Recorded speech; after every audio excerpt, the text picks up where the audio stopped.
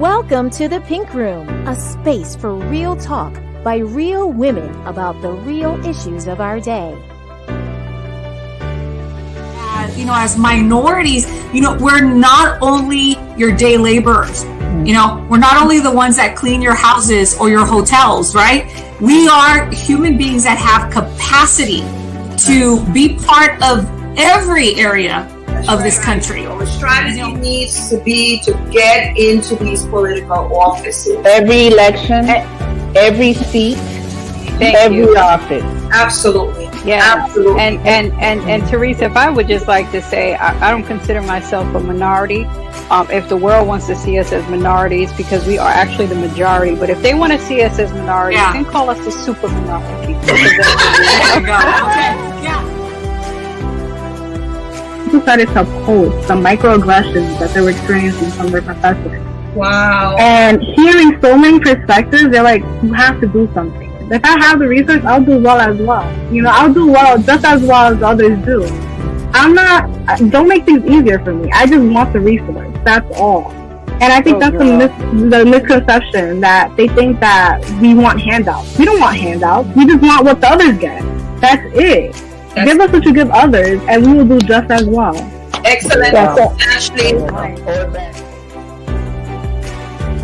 As long as you can ensure that one group of people in this country have access to good education, right, another group does not have access to adequate education, right, you basically guarantee that the group that has less access to good education, then remain the sickest people in our system.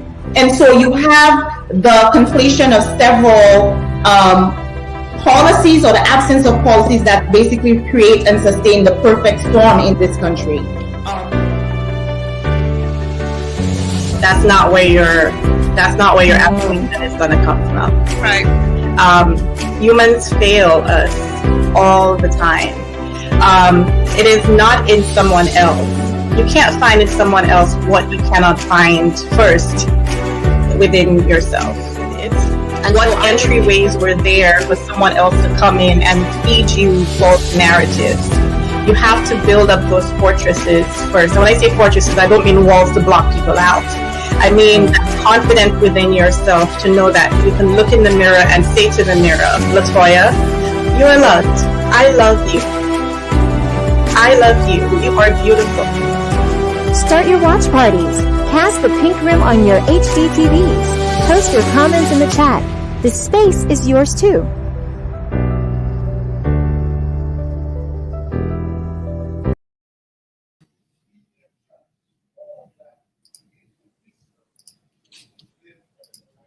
Good day, everyone. Welcome to the Pink Room 2.0. We're going into our second leg of 2.0. Hi, Shonda. Hi, Tricia. How are you? Good. Wonderful. Awesome. We have an exciting event today, and we are looking forward to our discussion with Dr. Lewis.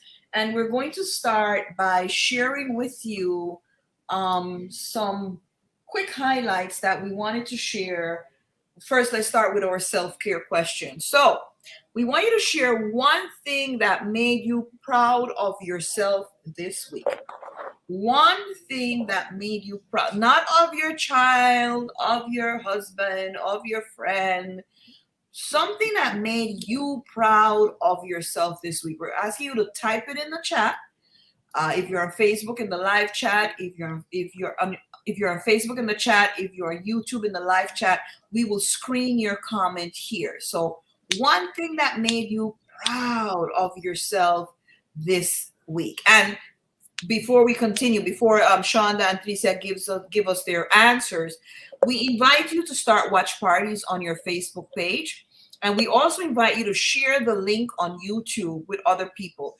Most importantly, we want you to subscribe. If you have not subscribed yet on YouTube, we invite you to subscribe to the channel so that every time we come up, you might be fully aware of when the program is starting. So let's go back to our self-care question. One thing that made you proud of yourself this week. Who wants to be first? Tricia, you look like you're raring to go. I went for it. I went for it. There was something that I've been thinking about for a long time. I can't go into details. And I had backed away. And I decided that before today, I would go for it. And I made a call, had a conversation that I should have had, apologized for what I needed to apologize, did the work I had to do, enlisted the help of my village that totally came through. Short notice, quick turnaround, affirmation, got it in. And I didn't even have time to procrastinate. I just had to do it. So I'm really happy that I did it. I don't know what the outcome is going to be, but the fact that I could backpedal, because sometimes we talk ourselves out of things and then we feel too embarrassed to go back and apologize to get a do-over. So that's what I'm proud of. Not just the fact that I did it, but the fact that I backpedaled and went back and apologized to be able to move forward. Nice, very nice. I'm gonna screen Arlene's, and then Shonda, you're next. Arlene said she put herself first, and then she went on to say, work environments ask so much of us during the week, and this week I chose me and myself. You're good for you, Arlene. We applaud that. Awesome. Very, very good. Fiona also said, I savored every moment I spent with my family during my visit to the Bronx. Exactly. That is part of it. Very, very, very good. Very good. Okay, Shonda, let's hear you. While we have congratulations for Tricia. Oh man, Tricia is so proud. I was over here jumping for joy internally. You couldn't see it, right? I'm a reserved person. For your incognito, you went for it, loving it, feeling your joy. All the best to you, my sister. Thank you. Arlene, one of our honored followers and viewers, slight similarities to yours. I am so proud that I stuck to boundaries personally and professionally. I did not allow anyone to cross the boundaries that I set. We're so comfortable letting people just creep in or inch in, and it's okay. Nope. I'm like Trisha, I went for it. I said, I'm going to set my boundaries, set it. It was so amazing. So amazing. I just felt that sense of power that I know I have, and I'm going to continue to practice that moving forward. So, to me. Very good, Sean. I love it. Love it. Damari said, I said it. I called out a bully. Good for there you go. Listen. Very good. Very, very good. Good for you. And then Denise said, I posted the first 5 videos of my first quarter chat. Good for Denise. I've been following those videos. Those videos are good, girl. They are good. They're short, to the point. They're practical. If you haven't followed Denise Miller, she was with us in the last show. You need to do so. Last couple shows, yes, the last 2 shows. I felt extremely proud of myself this week because I have the tendency of, if there is work to be done, I'll sit there and get it done. If it's 11 o'clock in the night, I'm still doing it. And this week I said, not only am I leaving early, I'm taking lunch in the office, so I'm not taking the hour out. I'm leaving early. I'm walking away from it. It will not die. Tomorrow it will be there, and it did not die. It was there the next day. So I'm slowly getting to the point of, listen, work is work. It will be there. It never ends. You just have to pick up from the next day. And I'm so happy that I did that this week. And we have congratulations here to Dr. P and Denise. And we want to say today's Tricia's birthday. Today, right, Tricia? Yes. And if you've seen her on Facebook, my goodness, Queen Diva Tricia, it's awesome. Queen Diva Doctor, it's awesome. The pictures are beautiful. Congratulations. We celebrate you, Tricia, and nothing better. And you should also be proud of celebrating yourself, because that's something we need to celebrate ourselves. Love it. Love it. Happy birthday, Dr. T. Yes, Denise, there's nothing better than doing it. Push away from that computer. Such a sense of relief. And you feel unchained. You know what my favorite saying is at work? Yes. No one's gonna die. You're right. No one's gonna die. We don't work in an emergency room. We're not doing open heart surgery. We're not operating on people who were just in a crash. Anything that comes to our desk, no one's going to die. Absolutely. We can. Yeah, we can, right? Mm-hmm. Like he's staying there. Mm-hmm. So more happy birthdays for Dr. Tricia. Thank you. Thank you, everybody. Yeah, happy birthday. We're going to ask you again, subscribe if you haven't subscribed. Mm-hmm. Start a watch party if you have not started one. We ask you to share the link. As many women as possible, we would like them to come on to have and listen to this discussion. They can watch a recording, but we would like them to listen to the discussion live. We go on today to emphasize or spotlight today is on Latin America for Free Women International. And in particular, we want to shed the spotlight on the Limon Costa Rica team. They've done a fantastic work. They started a certification program for young women ages 17 and younger at the SOS Children's Village in Limon. It has been an amazing experience. And after this facilitation process, 17 young girls completed the first level of certification. Wow. And they had a beautiful graduation for them. Not only did they have a great, can you see the pictures in the beautiful place at the real for real women style, beautifully decorated. They made the girls feel like princesses. They also partnered with some community, which we're going to share now, some community partners, and they also honored 2 women. One of them was Gia. I can't remember her first name, but she owns Gia Vegan Foods in Costa Rica. Young woman of 27, I think, started her own vegan company because she sells. If you see the desserts, you're like, no, can she like mail this to me? Not UPS. Fantastic. And they honored her and she talked about how difficult it was for her. And we have a small clip that we're going to show. Let me get to that clip with Gia sharing her experience of working as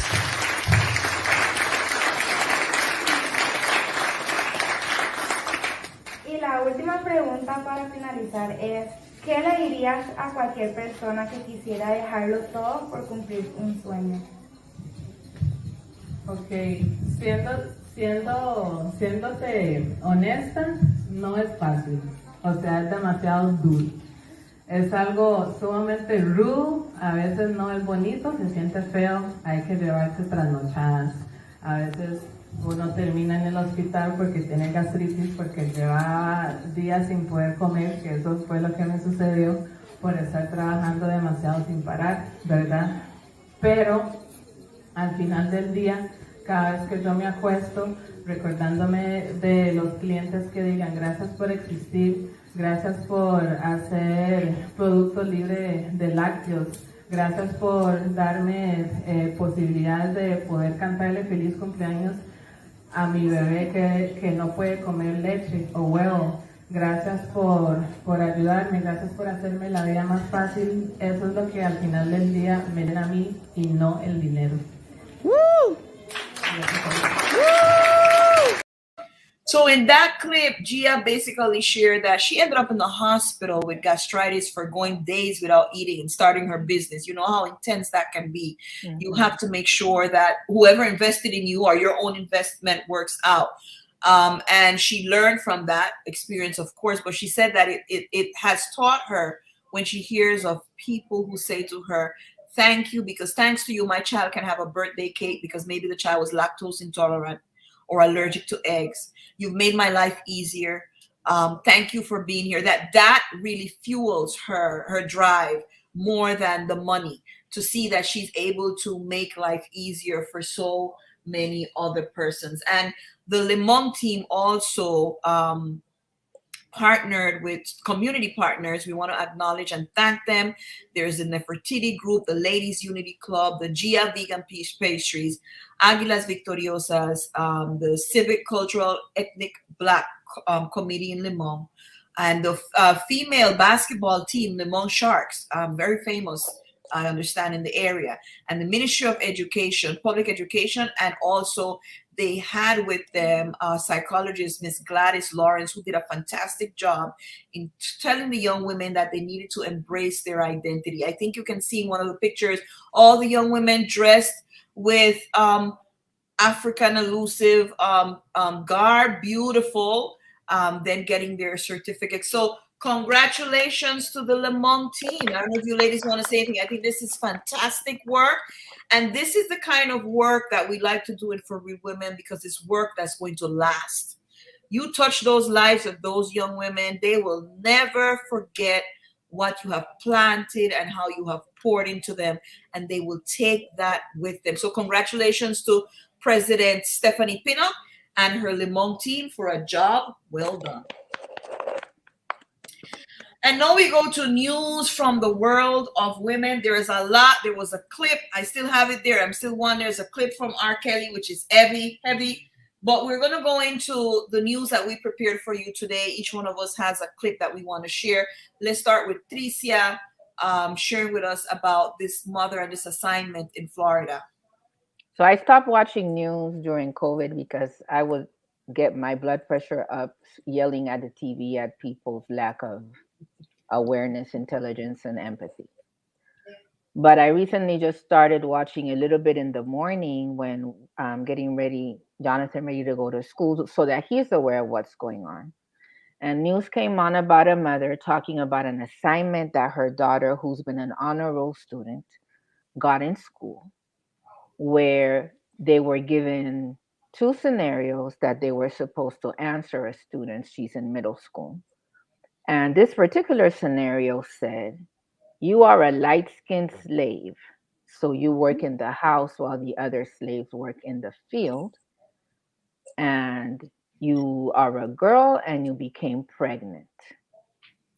How would you deal with this scenario? So I'm looking at him like, no way. And the mother is talking about how she heard about this, but news never tell you the whole segment.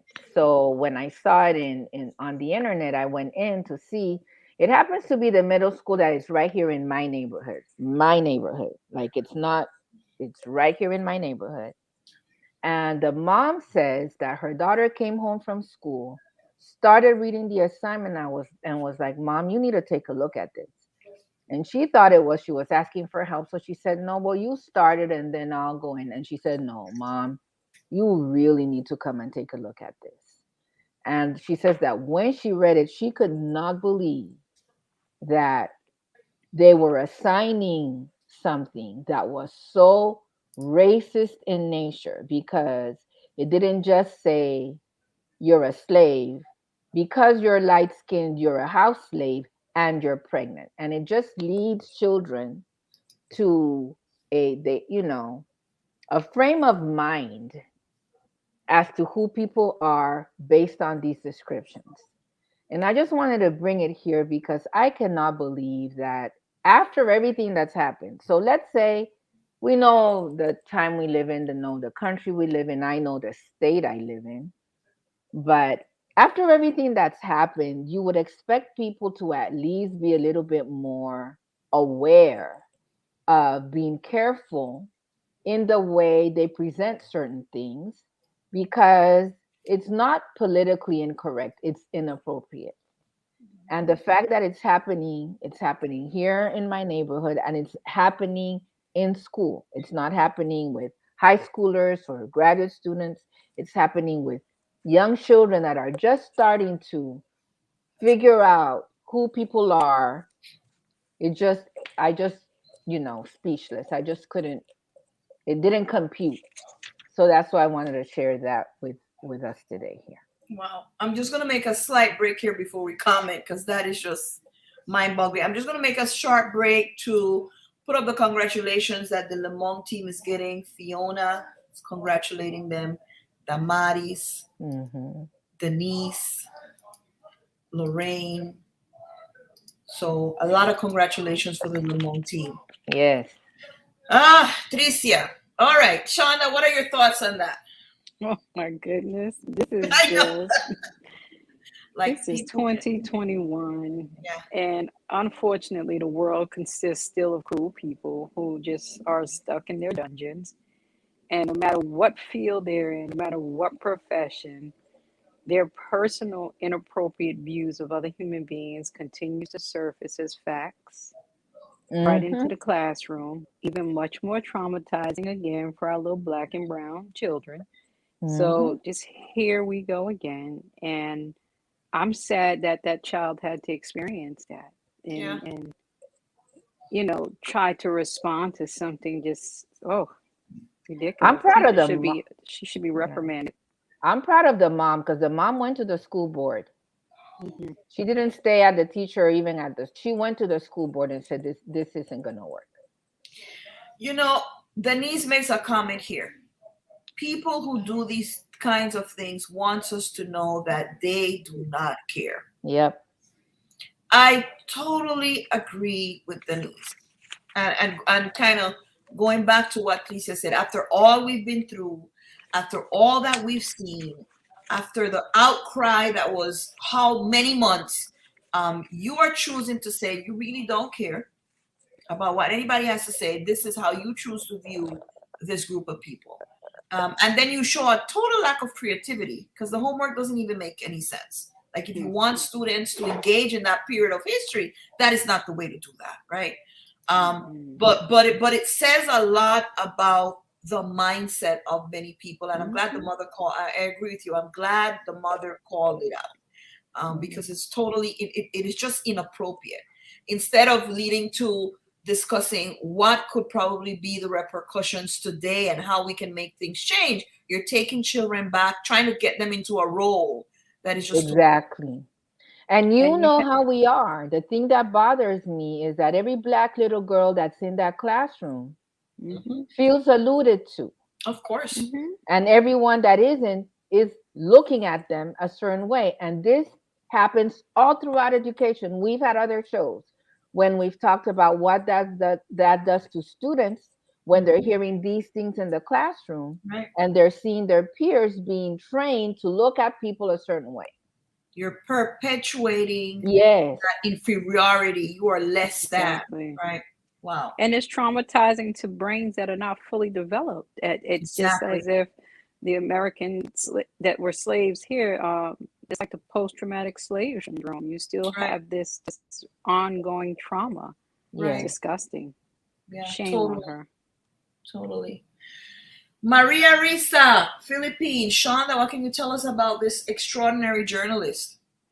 Wow. It what I liked about it is that she identified herself as a brown woman, number one. And what is so symbolic about her win for the Nobel Peace Prize, especially in journalism, it's reflecting a fight for press freedom, which can also be looked at as freedom of speech in a country, the Philippines, where she currently is, where journalists are under constant attacks and threats. But it's also happening throughout the world. We've seen that in the last leader of this country, how, you know, his role as a leader, he tried to eliminate, the freedom of speech through the press. This Maria Ressa, who was born in the Philippines, her and her family came to the United States after martial law was declared, where basically, there was an imposing of the military on people's civil, structure of how things were going, declared by then the president Ferdinand Marcos. But in 1986, she felt the desire to return to her roots, right? Which is a good thing. And while she went to the Philippines to learn about her family, her history, her culture, she wound up staying. And while she stayed, she realized she had the opportunity to write the things that she saw, she felt, and was thinking and get paid for it.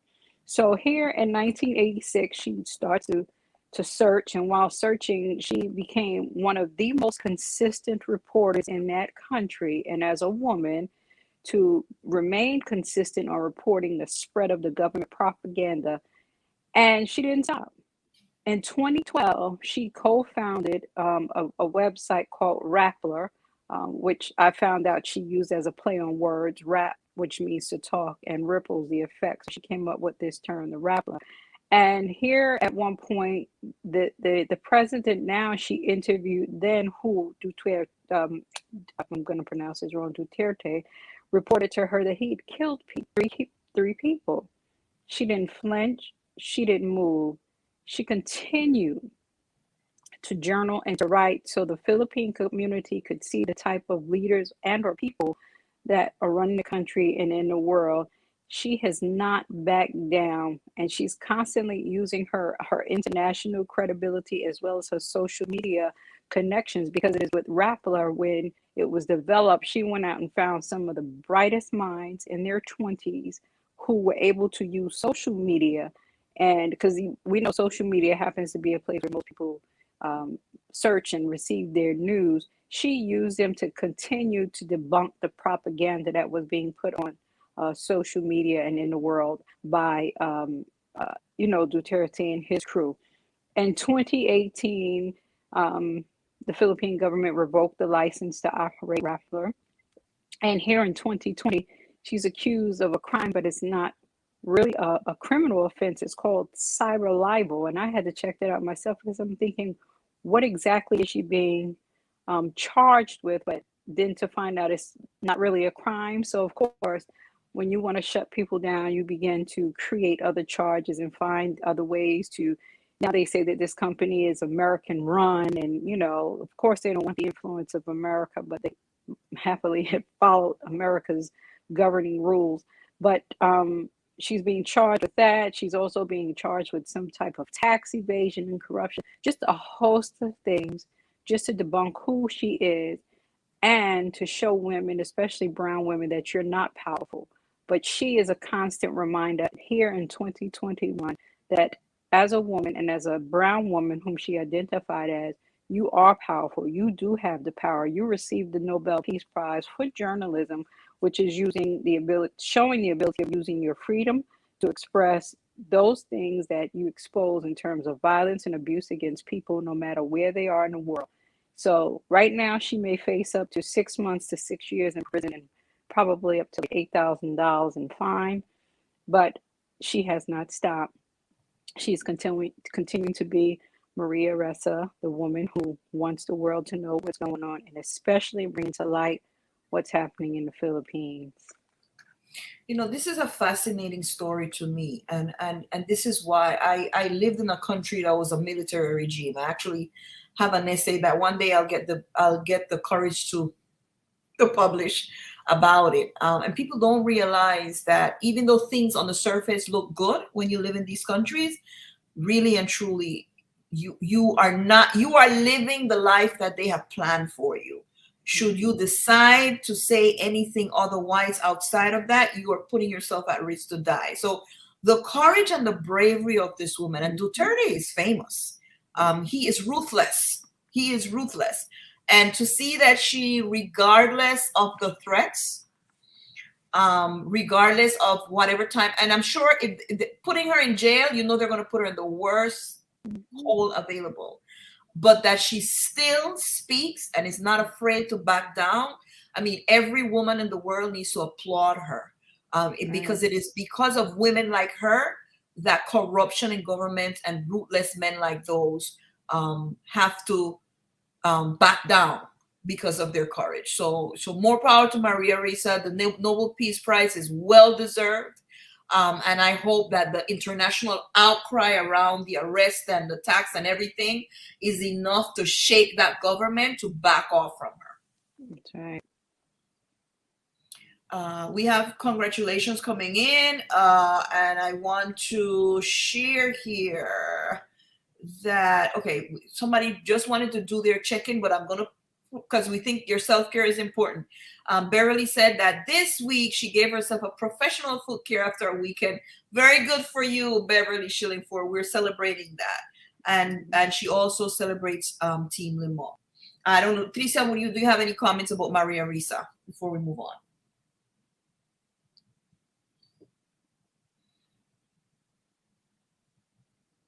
We can't hear you. You're muted.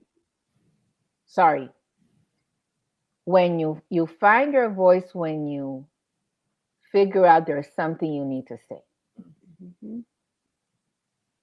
and that's something you need to say. If you don't say it, it might not get said. And sometimes we're pushing people to talk. Remember what Maya Angelou said? That she stopped talking all those years because when she spoke up, the man who abused her was sent to jail. And it wasn't until she found that there was something she needed to say that she found her voice. And sometimes we're pushing people, girls, to talk. And what we need actually to do is to expose people to the world so they find something they need to talk about. Beautiful. And when she went back home, she found something that she needed to say, and she has not stopped saying.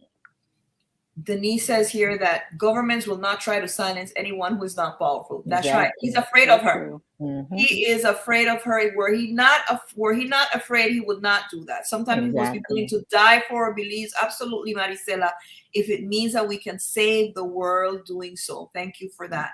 Absolutely. And we want to end with talking about Henrietta Lacks, and we want to request for justice for recognition of her scientific contribution, global scientific, because it's global. We've all benefited from this woman, and compensation for her descendants. They deserve every penny needs to be coming to her descendants.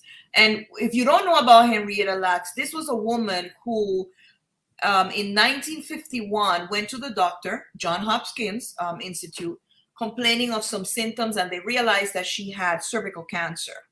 And in realizing that she had cervical cancer, they, without asking her permission, they, undergoing treatment supposedly, they collected some tissue samples for research. Did not say to her, we're collecting these samples because we want to research or whatever. They just told her it was part of the treatment. Then they found out that her cells had a particularity, right? They became the what they call the first immortal line of human cells that were indefinitely in the lab. They were able to create the conditions where they reproduced Henrietta Lacks cells for profit. This woman died of cancer, but because of her cells, there is the polio vaccine was created from it, cancer medication, AIDS medication. Her cells continue to be reproduced and continue to live in the medical field and the scientific field, creating medicine, creating vaccines, creating all sort of things. Now look at this. In 2021, the Thermo Fisher Scientific Company, which now owns a large portion of these cells that have been reproduced, made $32.2 billion in revenue from these cells of this woman that died in 1951. She was 31 years old when she died. And her family has seen nothing. In fact, the family said they didn't even know till years later that they had taken her cells and that they were doing. Her cells are called the HeLa cells, H-E-L-A, for Henrietta Lacks. And they go all over the world, and they have proved to be vital in the development of medication. Now, we want to look at the fact that, yes, it is not only unjust that her family has not received any compensation because of this, that this was taken away from her without her knowledge or their knowledge. We also definitely point out to the disparities in race, because she was in John Hopkins. They didn't really do much for her. They figured she's got cancer, she's going to die anyway. But we want to also look that it sheds light on how the medical establishment in the United States use Black bodies and use Black people for experimentation. And that is medical violence, right? Yes, they use them and they created whatever things they created from it. But these people were used as guinea pigs, as lab rats. If you know about gynecology, the father of gynecology in the world used Black female slaves to practice on them, gruesome, torturous experiments, because he believed, okay, they're inferior and they don't suffer, as they don't feel the pain that white women feel. A lot of the instruments that are still today used in gynecology came from that. So think about that when you go for the pap smear. that there was a black slave that had to go through that for you to have that today. It sheds light on how this has been going on, and how black people have been used, enslaved people then, and even today we're still seeing the practices of why black people did not want to take the vaccine. It all points back to that.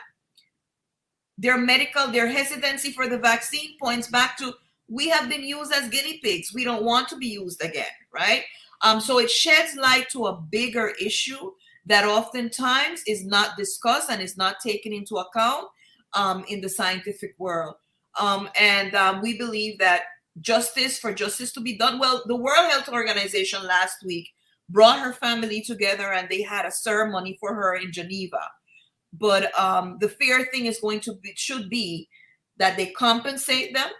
People have made billions, trillions, the farmers of her cells.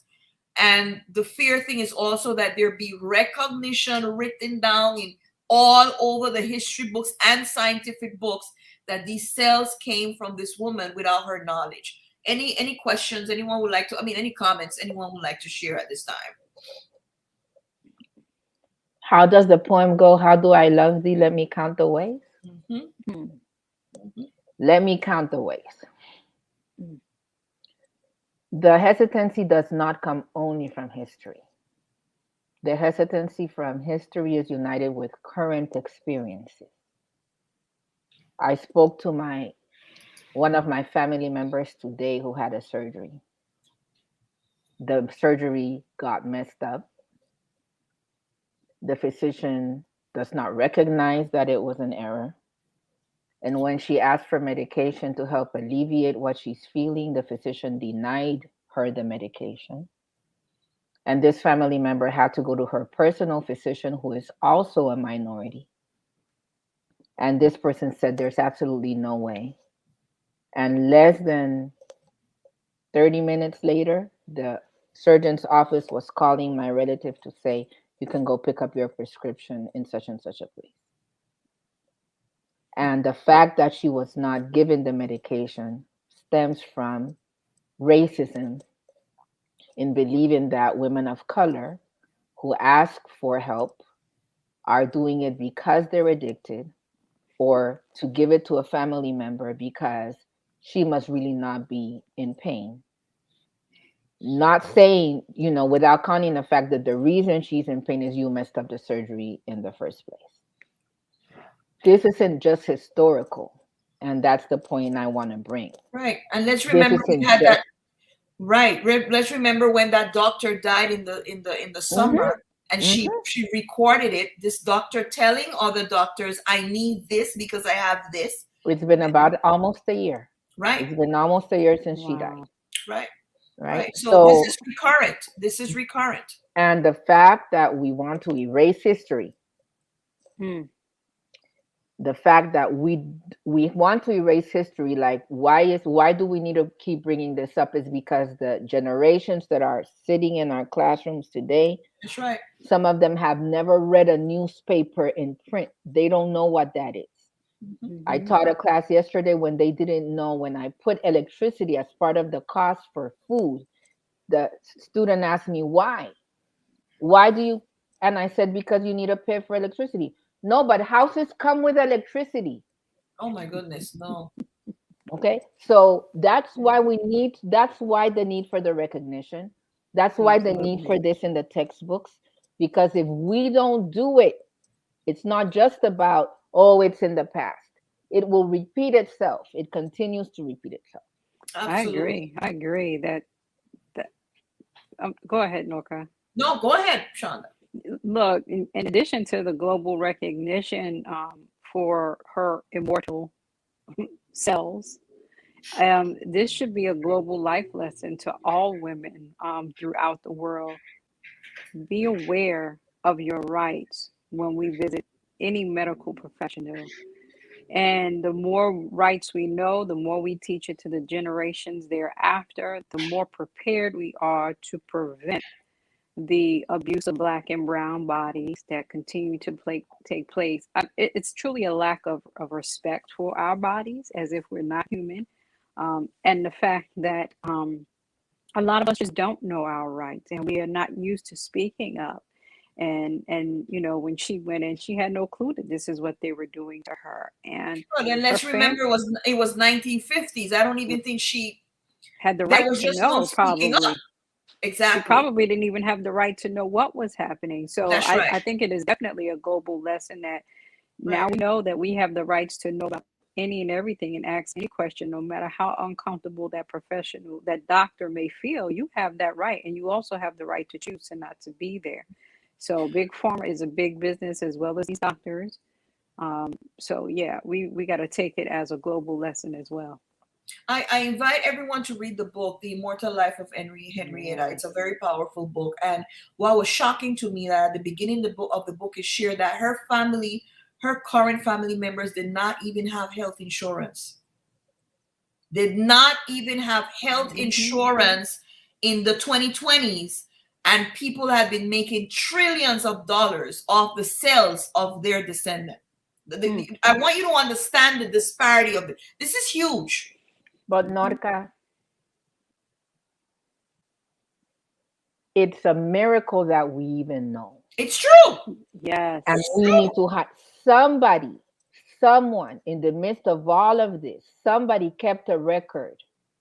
Yeah. Somebody documented this. Apparently, the story is that the one of the female descendants was somewhere. She worked at Johns Hopkins, was somewhere having lunch, and she mentioned her name Lacks, and the person said, "Oh, you are related to? Do you know that we use the?" And that's how they're like, "What? But that's the thing. Someone kept the record. Someone kept the record. And it still had her name. Remember, that's what I mean. Still using their name. Yeah. That's what I mean. That's the miracle, because it could be a number. Right. They could have changed the name. Yes. It could be Cell 1951 AD. Yes. And remove the name. Yes. Remove the history. Yeah. But whatever lack of foresight, whether it was that, it was whatever it was. Yeah. They kept the Gila and then exactly. Well, it was divine God. intervention. I think Absolutely. It was God. It was divine God. Intervention.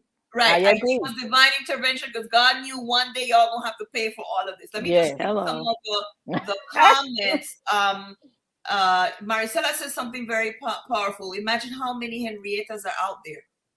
And this doesn't only happen in the United States. Anywhere where there are Black people, I could tell you stories, the same thing occurs. We're looked at as the guinea pigs. Experiments are done on us. Our illnesses are not seen as serious. I could even tell you stories even when my father passed away. We're not seen as serious, and they believe that they have to rein us in, control us, but not really treat the illness, right? And while you're screening that, let me say this. Yes. It's not only a lack of education, of knowing your rights or self-advocacy, because it's happened to me. I'm a physician. Right. True. And it happened to me in the medical center of the university I was working in as a physician. Right. So you can know all of that. It still happens. And when we put the onus on the patient to know their rights, to speak for themselves, and we don't put the onus on the healthcare provider to be just, to do the right thing, we continue to have an imbalanced conversation. Right. I think we need to do both. I think we need to do the patient, but I think there are some of us who are in positions where we are teaching and training the new generations.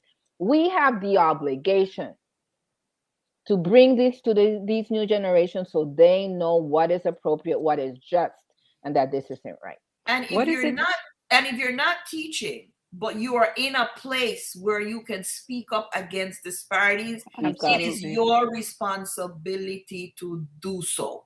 That's right. We should all speak up. Shonda, sorry, go ahead. Dr. T, what is it called? The oath that doctors take? Hippocratic oath. Hypocritical. Yeah, they should stand to that, not be hypocritical in what they're practicing, but stand to that oath and practice. But nobody holds what we have to hold them accountable. But again, the ownership can be on us only. It can be, but see we're and I know we have to move on, but we are standing on the premise that we are seen as equal. But we're not. And that therefore, when they take the oath, when we take the oath, it's a lack of us upholding the standards of the oath. But if you are not seen as an equal, then what's in the oath does not apply to you. Good point. Good point. Excellent. So you have to start way before, Right. in the middle school, where you're telling the light-skinned girl that she's a house slave. That's where it starts, because when you start thinking who is equal to me, doesn't happen in undergrad or med school. It happens. Right.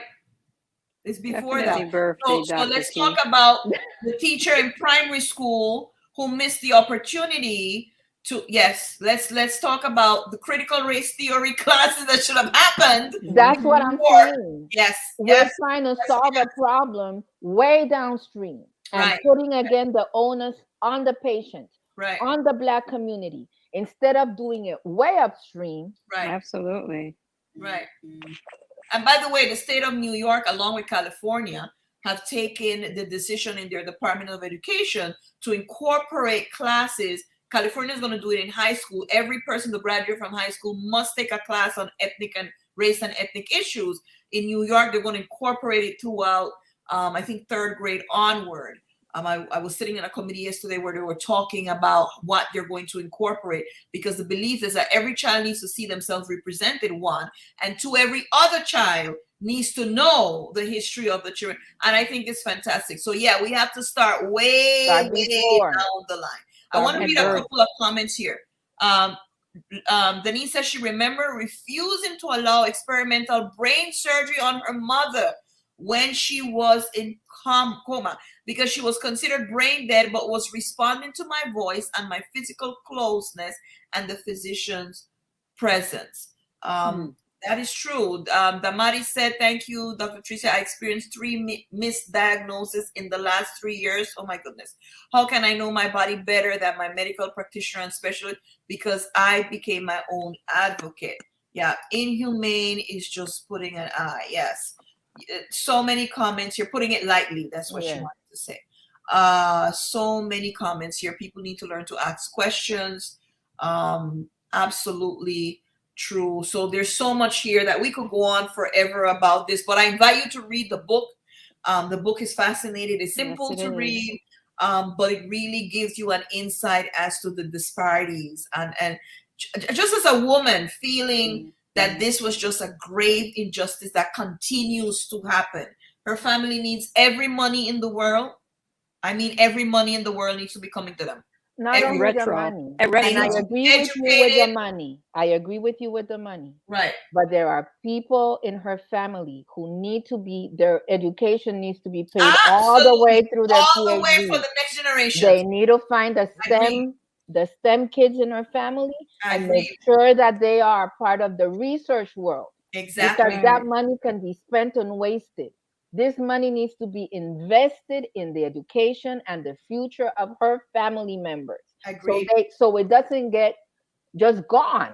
Yeah, you gave them money. Okay, we paid them. No, they need to be able to make a difference. They need to be in the research community to say, I'm standing here today in defense of all the ones that are like my great grandmother. Right. My name is Lacks, and I am here today. Right. That needs to happen. It can't just be money. Money is good. Right. Yes. And they definitely need to be in every room that's making a decision in reference to these cells. Yes. Someone there needs to be represented every time so that it's not ever misused. They got appropriate representation with Ben Crump. You know he's not going to let it go. Benjamin Crump, what they call him, the civil rights lawyer of the United States. Listen, here he's not going to let that go. Right. But I think that Tricia's point is a good point. How can we find the STEM interest within that family and continue to put that forward in representation of what was done to her? Yes. Well, we can't spend here the rest of the night, but we can. So we have with us Dr. Fiona Lewis. Fantastic. We're so excited to have her with us. And we're going to be talking about more than just surviving. Very appropriate for what we were discussing previously. Preserving life and health in community. But first, Dr. Fiona, we want you to share with us a little bit about your personal journey and the lessons that you have learned, because I hear you have a fantastic story about yourself. We want you to share that with our audience today, so that they can get context into why you are such a strong advocate for what we will be discussing today. And thank you for being with us. Good evening, and thank you all for having me. This is fantastic. I've listened to the conversation, and I know I'm in the right room. I'll just say that. So thank you so much. So I wanted to, let me see how I want to start this now. So I'm going to share my personal journey in the context of what I call TFP, which is transparency for purpose. So I'm not out here just telling my own business just for the sake of telling my business. I'm actually sharing because I'm hoping that this is going to be of value. So this is not just about me and my personal journey. So when you're hearing a little bit about my personal journey, I want you to think about that you're hearing health, you're hearing healing, you're hearing trauma, you're hearing resilience, you're hearing dysregulation, you're hearing survival, you're hearing thriving. So it's much more than just me talking about myself. So I've chosen a few of the highlights to kind of give you some context about who I am and why I do the work that I do and some of my projects. 3 guiding principles that really guide my my projects and who I'm becoming and the things that I've done. I wanted to share at the top before I actually share my journey. So nurture what matters most, thing number 1, principle number 1. Principle number 2, create a legacy of health. And principle number 3, women, teens, and girls who are empowered to nurture themselves mentally, physically, spiritually, emotionally, are empowered to nurture generations. And you'll see as we have our discussion this evening, what that's all about. So a little bit about me. I was born in the beautiful Guyana, the land of many waters. Guyana, South America, for those of you who may not know where Guyana is. And so spent my first 11 years in Guyana, and incidentally, childhood sexual abuse was part of my history. Migrated to the Bronx when I was 11. So once again, as I'm telling you the story, think about health, healing, trauma, resilience, dysregulation, survival, thriving. So when I got to the Bronx at age 11, I had to go through this acculturation process. And so the acculturation process had to make the adjustments around the food environment. So I went from Caribbean, Guyanese, cultural foods to this American, standard American Western way of eating. My family dynamics changed. And some of you, you know, you had the same experience in terms of your migration. So family dynamics changed, social environment changed, went through a lot of bullying, sort of like go back to where you came from, go back on the banana boat kind of thing. You know how kids can be. And then throughout that period of time in the Bronx, my mom worked and supported my sister and I. So I had to be, and I see Fiona saying she's a fellow Guyanese, whoop, whoop. And so my mom worked a lot, so I had to step up as the big sister to take care of my mom. And I remember around age 50, my mom had an autoimmune illness and she lost her hearing completely. So that was the first time that I saw my mom as a human being. That traumatic experience put me in the place of, wow, she's not superwoman, she's actually human. And so that's something that I had to process. In high school, I spent a lot of time moving from one relationship to the other. And then in my late 30s, I realized that a lot of that had to do with my broken relationship with my father. And so moving on, being from a Caribbean background, we know that education and accomplishments are very important things to us as a community. And so I started on my journey with college, and my first degree was in fire investigation. I actually at the time, this is between 1997 and 2000, I wanted to be an arson investigator. And so I show up at this PWI, predominantly white institution, young black woman with an accent, in the fire science program. And they didn't know what to do with me. They had no idea. So eventually I did graduate, but I did not know how to navigate that world. So they weren't any tools. I didn't know how to navigate that world at the time. In New York City, being a firefighter and having those kind of roles, there was a lot of controversy around equity and racial diversity. So that made it a lot more complicated to try to navigate a career in fire science and being an arson investigator.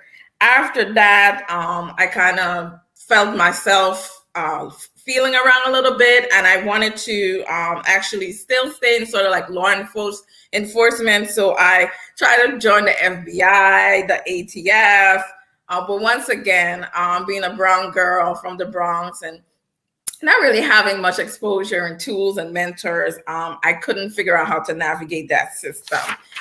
I got baptized into the Seventh-day Adventist Church when I was 24. And that was a really exciting time for me because I was introduced to the holistic nature of the denomination in terms of not just physical health, but holistic mental, spiritual, emotional health as part of God's ideal for his children. So that helped me to hone in some of my why that I'm still holding on to right now as we speak. That helps to direct the work that I do. So it helped me to focus on prevention and health. And so I started thinking about my mom and all her siblings who died from preventable illnesses, lifestyle-related illnesses, or had some sort of disability or condition as it related to their lifestyle illnesses. And so that got me started. So my second degree was actually in nutrition and wellness, and I became a credentialed dietitian in 2007. Incidentally, being a registered dietitian meant that I entered into a field where there were only less than 3% Blacks. It's still that way as of 2020. The field of dietetics is only about 2.6% Black. Then I moved on, spent some time working as a clinical dietitian in New York City, and did 1 year of home visits as a dietitian in the South Bronx. Most of my patients spoke Spanish and lived in the projects. So I got to see a different aspect of health. So I saw the disconnect in healthcare, in the healthcare system. I saw the contributors that were related to health that had nothing to do with personal behavior. It was more about the environment and the system. So that got me a little bit more interested in learning about public health. So I went on and got a doctorate in public health, and then spent about 5.5 years as an assistant professor between 3 institutions, working at one HBCU that was really good to help train future dietitians, and enjoyed my mentoring time there, but had a little bit of struggle with my faculty experience and just felt like God was leading me in a different direction. So since 2017, I have been transitioning. It feels like the longest existential crisis. I'm like, Jesus, when are we going to be finished with these transitions? But nonetheless, left my academic career, went to culinary school to become a plant-based chef, wrote some books, launched a business, launched some products, tried and failed and failed and tried, and pivoted and shifted and pivoted. Tried to go back into academia, did some work with local institution here, lifestyle medicine training for their medical residents. And then after all of that all those transitions and those different roles. Recently I said, Jesus, I hear you. I'm gonna have a seat. I'm gonna sit down and take some time to actually hard reset and listen to what you are saying. Let you teach me some things and also unlearn some other things. So in a nutshell, that has been my experience. Now, what have I learned? We could be here all night long, but let me just give you a few things. But you know something, Fiona, in listening to you, these various examples, or no, these various experiences, right? These various incursions that you've had have been very powerful. Yes. Yeah. Because they've opened you up to different worlds that they're interconnected. Yeah. They really are. Yes. I just need to have a seat to figure out a little more of how and what the next step is and what leverage they actually gave me. You know, you can't do that if you're moving all the time. Yes. So, but what have I learned?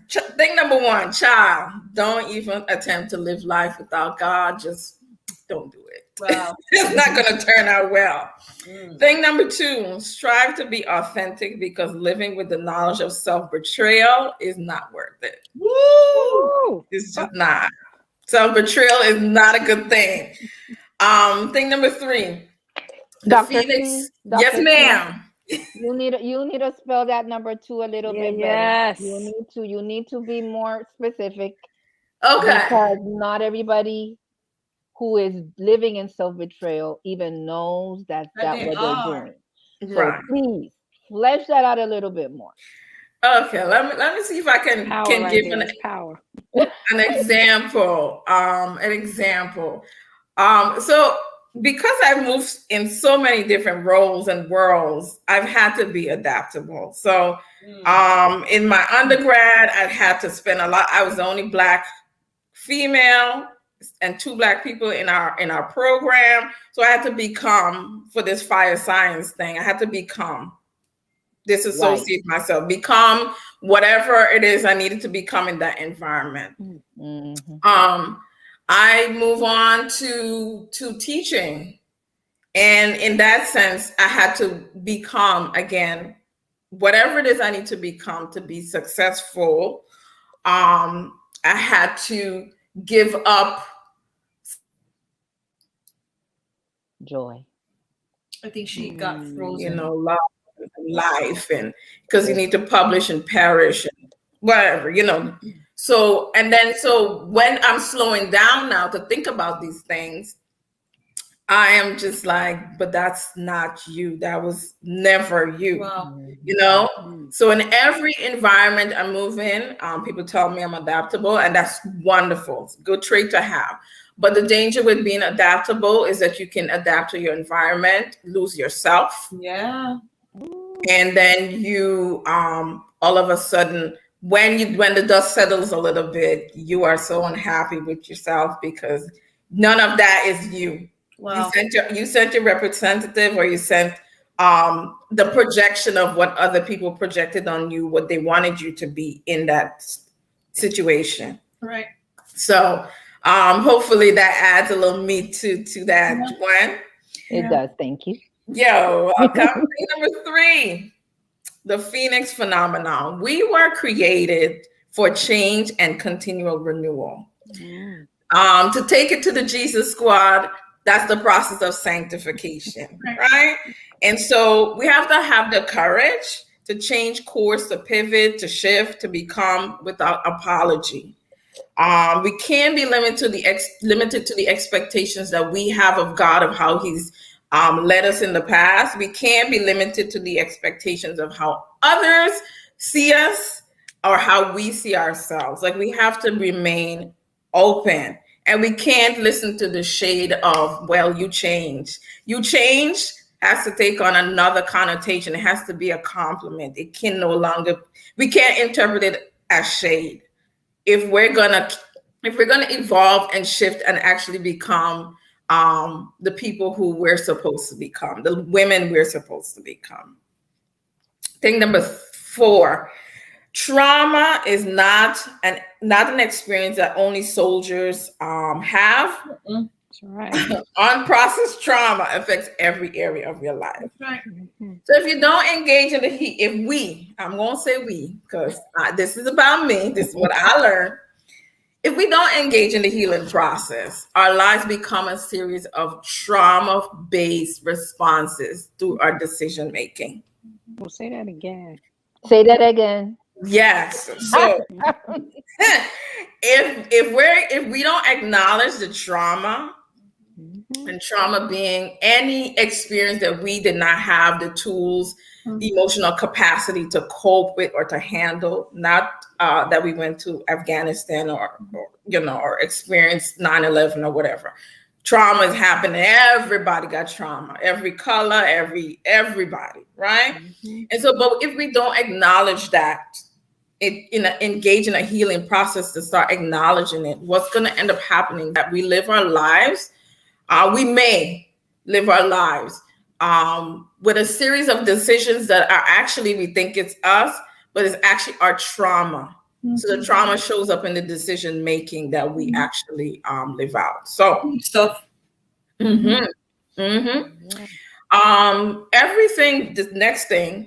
Everything begins in the mind. My worst days, my best days start with what thoughts come into my mind.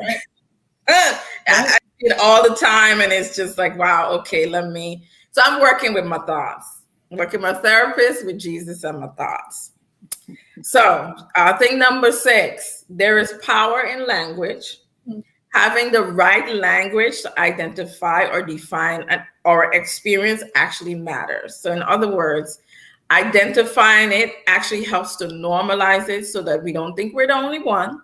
And naming it gives us the opportunity to actually disarm the thing so that we disarm the fear, the shame, the blame, and the isolation. Right. So I'll give an example. For a long time, I've had my struggles with personal relationships.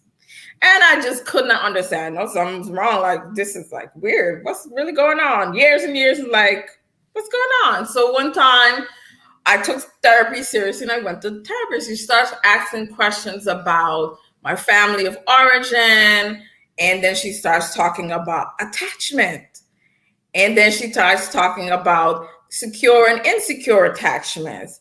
And based on how we interacted with our caregivers, we attach not only in personal relationships, but in relationships. And so that all shows up in our lives. And when she and I had that dialogue and I had the verbiage to identify, like, wow, okay, number one, I didn't know that was a thing. And number two, when I started doing my own research around it, I'm not the only one. Okay, I'm not crazy. I'm not, I'm a normal human being, and this is a thing. This is like a real thing. There's absolutely nothing wrong with me. This is a thing that can be unlearned.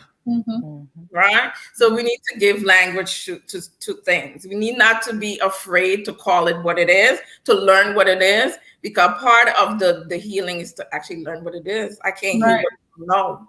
Right. Right. The next thing, I don't have to accept just because it's offered to me. I get to choose. A man. Would you go back because you froze a second? Okay. So that last one started again, please. Sure. I don't have to accept what is offered to me just because it's offered to me. I get to choose whether it's a man, a job, a career, relationship. Exactly. Whatever it is. Just because you offered it to me doesn't mean I should say yes. I should be so privileged to say yes. Thing number 8, entrepreneurship is more than just business plans, a business model, and strategy. I am my business. At the center of every business is the entrepreneur. So if I'm doing well, my business is going to do well. If I'm not, my business is not. Like that. Aim for shalom. This is the next thing. Aim for shalom, wholeness and completeness, harmony and alignment rather than accomplishments. Try not to compartmentalize my life. So for instance, I remember, this very ambitious young woman going after her goals and her dreams. And some misguided person said to me, well, you could find love after you get your degrees and your job and whatever. No, I wish I could find him now and give him a good pinch. I could walk and chew gum, right? I just can't. So the pieces are supposed to fit. Compartmentalizing them is just not the way to live a holistic life. Thing number whatever, 10. I'm coming to the end. I'm coming to the end. Dr. Fee? Yes. There are moms watching us in Facebook Live that are telling their daughters, do not look at anybody. Study your book. There you go. I send you to study your book.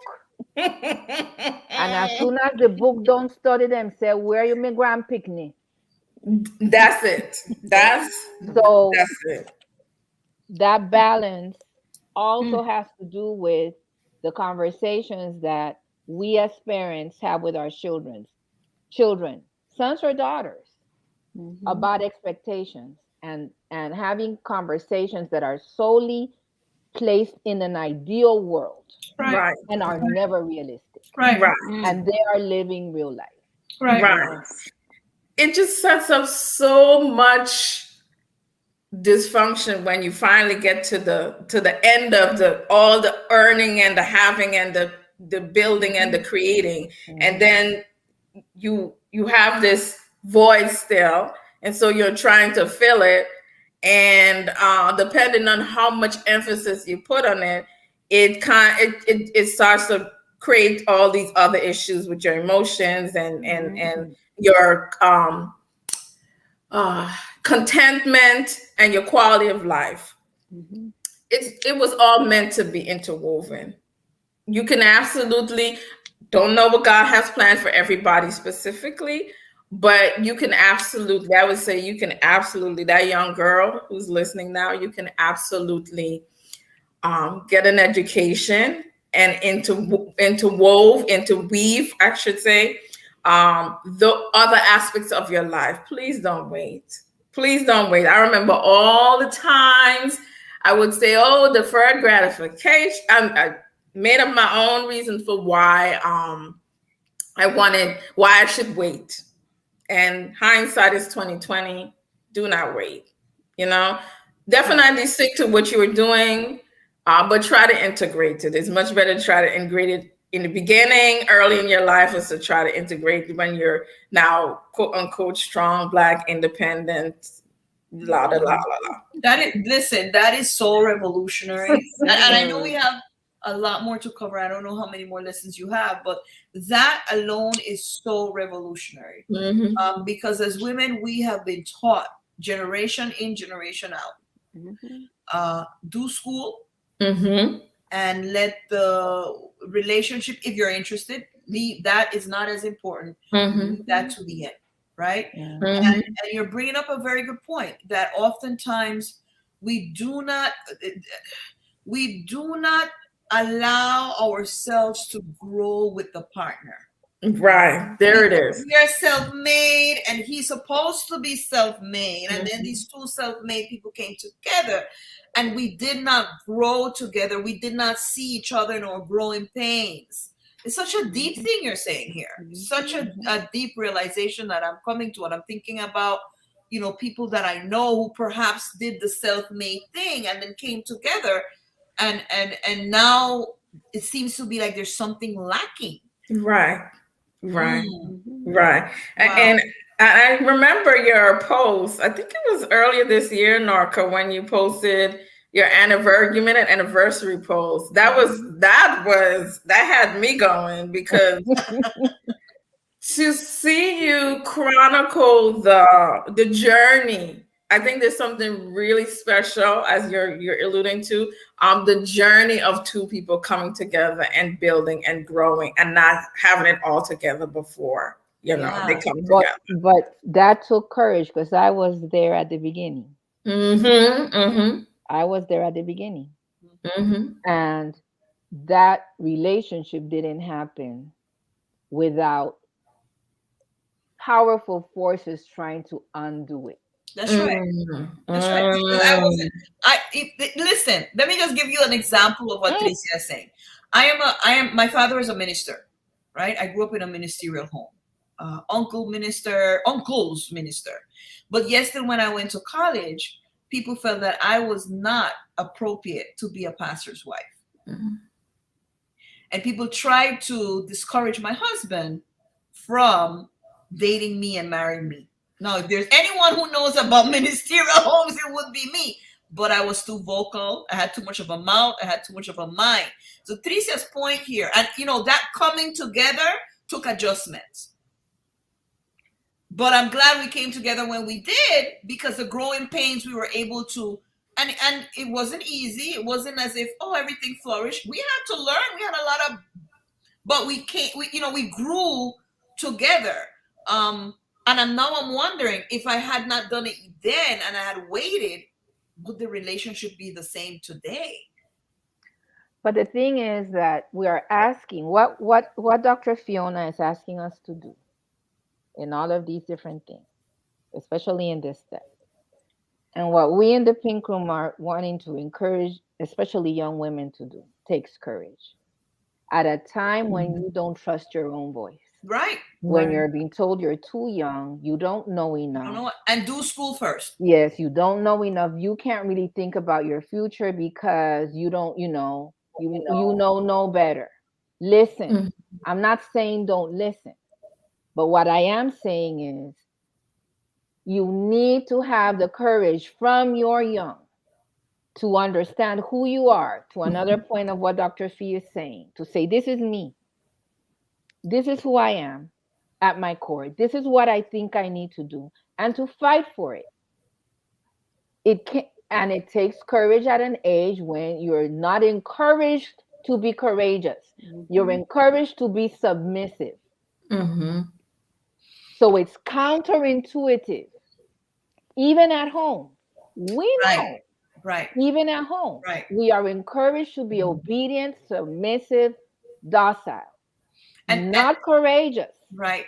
Not decisive, and you become that 20 years later, right? So Tricia, think about it. You're encouraged at home, and as a friend of mine said to me, I left my home being submissive to my parents, and then I was forced to go to a home where I was supposed to be submissive to my husband.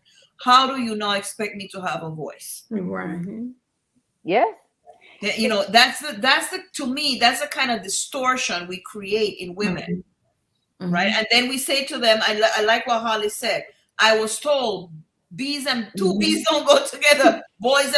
So it's if you think about, if we stop to look at it very carefully as women and as young women, as you said, at that age, the messages that wrap around us that, they mean well, I'm sure they mean well, our parents, create a level of disconnect. They take away our power. They don't allow us to grow our own voice.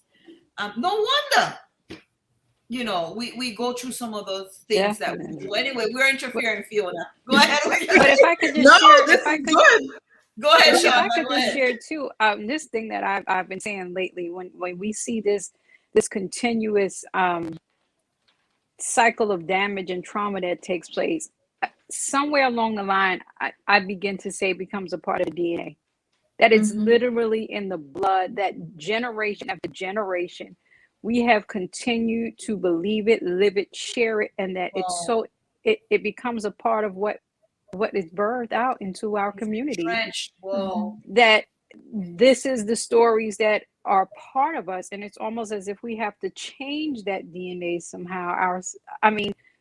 To become who we originally were, but it got changed, and it just continues to happen because you're hearing these stories just over and over. You want us to limit the free people who we are born to be. It's counterproductive. And Shonda, to do that, we have to recognize it first, though, because I think that's part of the issue. What Tricia is saying here. Sometimes we don't even have the capacity. We don't know because that's what we've seen. That's what everybody in our circle is sleep, doing. eat, and breathe it. So to us, this is the normal way, and it just perpetuates, right? Yeah. How do we do? Denise is saying each person is different. We need to know ourselves. We also need to teach our daughters boundaries and self-consciousness rather than rules and platitudes. And I think that's where we miss. We don't teach women to be self-conscious. We teach them to submit to the rule, follow this. This is what you need to do to be able to make it. But we don't really teach women to, what is it that you want? What do you think your purpose is? Those things are never part of the conversation. No, be good girl, be nice. They finish last. Yes, Margaret, when you never had a voice before, this is good. Margaret, this is it. You lose your self-power and it makes it difficult to speak when you get in a relationship. Absolutely. You went from being submissive, no one allowed you to have your voice, to state what you wanted, to state what you think your purpose was, to go into a relationship where the same thing happens again. And it happens in different areas of your life. It can be a little schizophrenic. Yeah, it is. You can be a boss at work. And you can be totally stupid in personal relationships. Yes. You can be so smart in one area and such a dunce in another. So true, because you are taught that in that other role, you need to be a certain way. And things cannot make sense, and you're still going down that road because whatever is telling you that that's the way it's supposed to be. And those two things never match up. And sometimes, let me say here that the whoever or the whatever is perpetuated because of our religion. People in our religion. Did you say that? This is what you see in the ministerial family standing before you as an example. This is what you see all around you. And this is what you believe, okay, this is the way it ought to be. And all these people are lying to you because they're not telling you the truth, that they're living in hell and they're miserable at home. But that's the thing. We teach the ideal. Exactly. We don't teach the real. That is what we go and have these girls' retreats. There we go. We go and have these girls' retreats and talk only in idealistic terms. Yes, ma'am. And we do not address the reality of what they're living and what they're going to live. You do not see a wife stand up in those retreats and say, there are days where I don't even want to look at him. It's true. There are weeks when he doesn't even look at me. It's true. There are days when I do not feel like parenting. I want to run away. You never hear those talks in the retreats. Never. You only get Ephesians 6 and Proverbs 31. No one talks about Abigail. And when we talk about Esther, we discount Vashti as the disobedient, unruly woman that God had to move out of the way so that submissive Esther could step in. And for this moment, I came. Yeah, we're not being realistic. No, we're not. We're not being truthful, Tricia.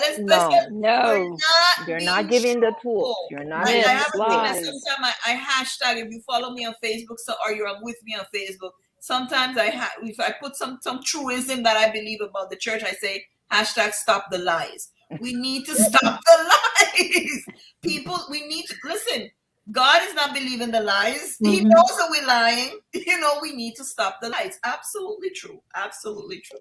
Anyway, Dr. Fiona, we interrupted.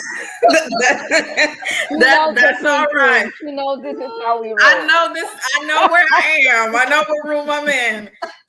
But just listening to you all, a couple of things came to my mind before I finish up my lessons. Thing number one is that we can't teach what we don't know. So for those Ephesians 3 and Proverbs 31, women's ministry, girls' ministry things, unfortunately, those ladies don't know themselves. So Listen. what are they gonna tell those girls? The same thing that somebody told them, and it just keeps perpetuating, right? Different ladies. Right, right. The other three things I thought about when we come to the self-awareness and the realization about what we were discussing, we have to be really compassionate with ourselves. Yeah. We have never been this way before. We come to realize the truth. We want to be better, but it's not going to happen overnight. So we need to be compassionate with ourselves and patient with the process, and understand, try to adopt a growth mindset that we are capable of growing and learning. So we can unlearn all of that and learn a different way of being, but it will not be right away and overnight. The next thing I wanted to share life lessons. There's a song called Fetch Your Life. It's by Prince KB, and I believe her name is Masaki, and I'm so sorry if you mess up the name. But anyway, it's a Zulu saying that says, take the time to discover what gives you fulfillment, meaning, and purpose. Identify those things and nurture those things. So spend the time to nurture things that matter once you know what matters to you. The next thing is, when I learn something new, when God expands me, elevates me, the journey is always more fun and fulfilling when I take others along with me. I love any project all my business projects, all my personal projects, anything that I learn new, I always want a bunch of people to come along with me. Usually it's women. We're writing books together. We're doing virtual summits together. We're learning. So if I learn it and you're in my circle, I'm trying to get you to learn it too, if you want to learn it. The next thing is boundaries. Create them, communicate them, and stick to them. That's a whole PR. That's a whole big group. Yes. The issue of boundaries. And I think that we always, again, put in the ownership. Like you need to self-care. Listen, if I knew how to, I would not be in the position that I'm in, right? Right. But I think if anything we need to say to people, and more than, and now I'm big on this community care, because don't tell me to self-care. Tell me, Norca, I'm going to help you with this so that you can do this. Right. Because I see you're having a problem with this, so I'll step in to help you so that you can do this. But I think if there's one important thing, if we want to talk about self-care, is that we need to teach women about how to take boundaries, how to state them, as you said, how to communicate them, and how to stick by them. Because that's another thing. We have never been taught how to have. In fact, if you think about it, a woman should never have boundaries. She should be saying yes to everything, to everyone, constantly. She's always giving, and there's never nothing given to her. Right. That's been normalized. That's the normalized. So how do we teach young women to set boundaries early on? You can't even lock your door. True. You can't even lock your door. Some girls cannot say, don't send me to this person's house. Yes. When you go into church and the elder or the deacon wants a hug, they can't say, I don't want to give them a hug. The setting of boundaries is discouraged. Right. When, as a parent, do you allow your child to say no? Right. No, I'm not going to do that. No, I don't want to eat that. No, I don't want to go there. No. Because we are read that children must be discouraged from saying no from before they're 2 years old. They must understand that obedience means they never say no. Yeah. When does that happen? Exactly. When in life does that happen? Yeah. Where you get to practice your saying no legs. Naturally, it happens at 2 years old. That's right. That's the no stage. Everything is part no. of it. It's part of the natural development of a human being. That's right. And what is the first thing we do when children start saying no? Beat it out of them. Chastise them for saying no. Yeah. Yeah. But So then when you have allow people children to say today, no. Go ahead, when you have Shonda. people today who allow their children, then you looked at with shame on you that you're allowing them to express themselves or to speak out. And I had a thing with my niece. If she didn't want to hug somebody or say hello, she would just look at me. Never forced her. Never forced her, because that was, like you said, the beginning of setting boundaries.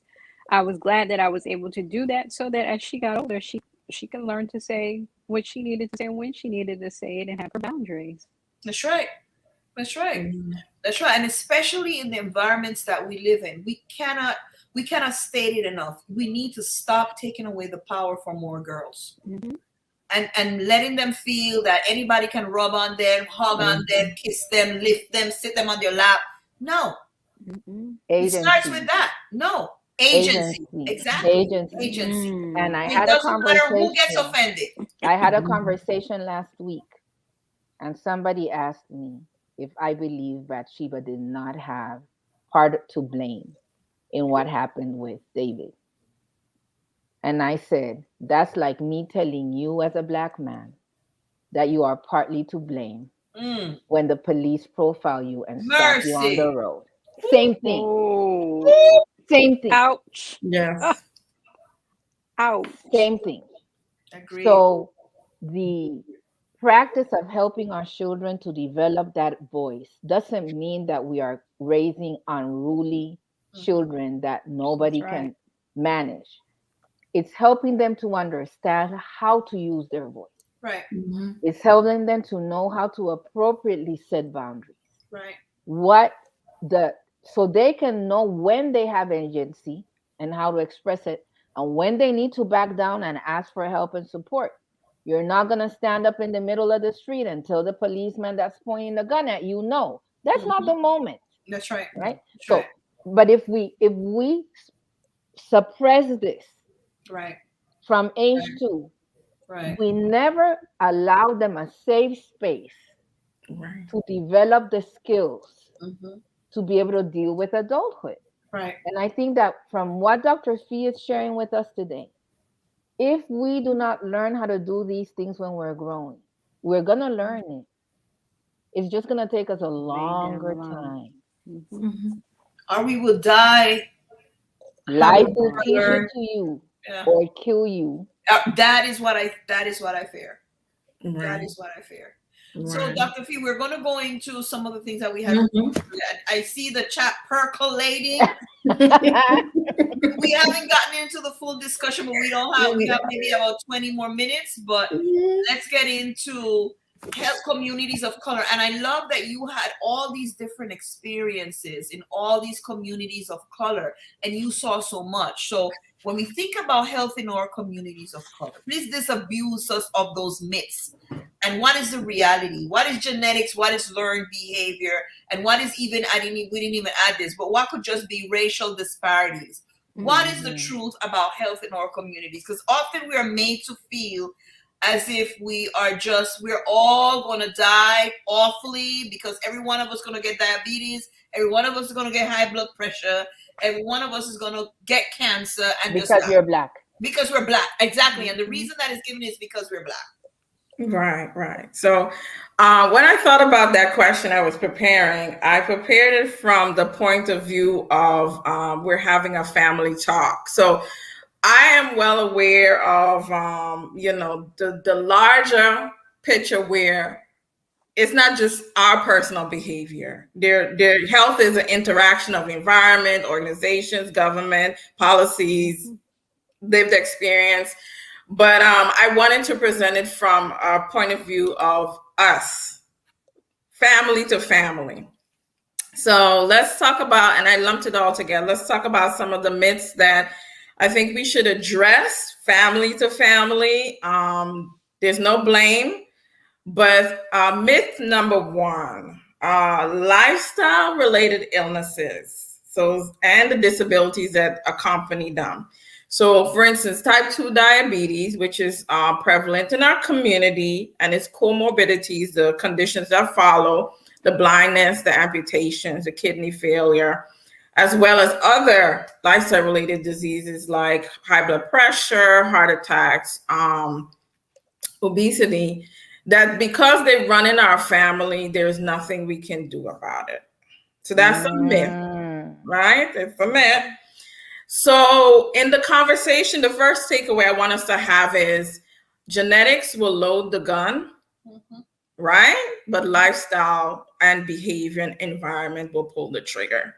So a gun is not going to kill nobody. No, I'll use my bonnet. It ain't going to kill nobody unless I press the trigger and fire it. So with that being said, let's talk a little bit about some of these conditions and what percentage or what contribution is genetics and what contribution is sort of behavioral, environmental. So the fact is about 40% of type 2 diabetes happens at risk when we have one parent who has type 2 diabetes. It goes up to 70%, the risk for it, getting it when we have two parents who have type 2 diabetes. However, the risk. Right. Yes, the risk. Not that I'm going to get it. It's not a determination. It's not a death sentence. It's going to happen. It's just that the risk goes up. However, the risk factors for type 2 diabetes, inactive lifestyle, right? Body weight, blood pressure, the way that I eat. So a lot of it is modifiable. Age, also over the age of 45, that's something that's not modifiable. Being a person of color is not modifiable, but the majority of risk factors are lifestyle related.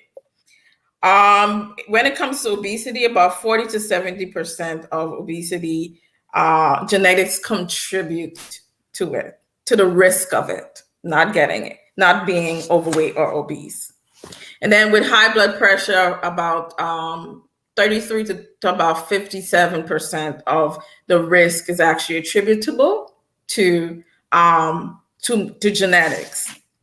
But where I want to land with this is the reality. The reality is we can create a legacy of health. So yes, we do have to deal with the racial bias, the healthcare system. We do have to deal with all of that. But we're having a family conversation, so we're just going to lean in on us.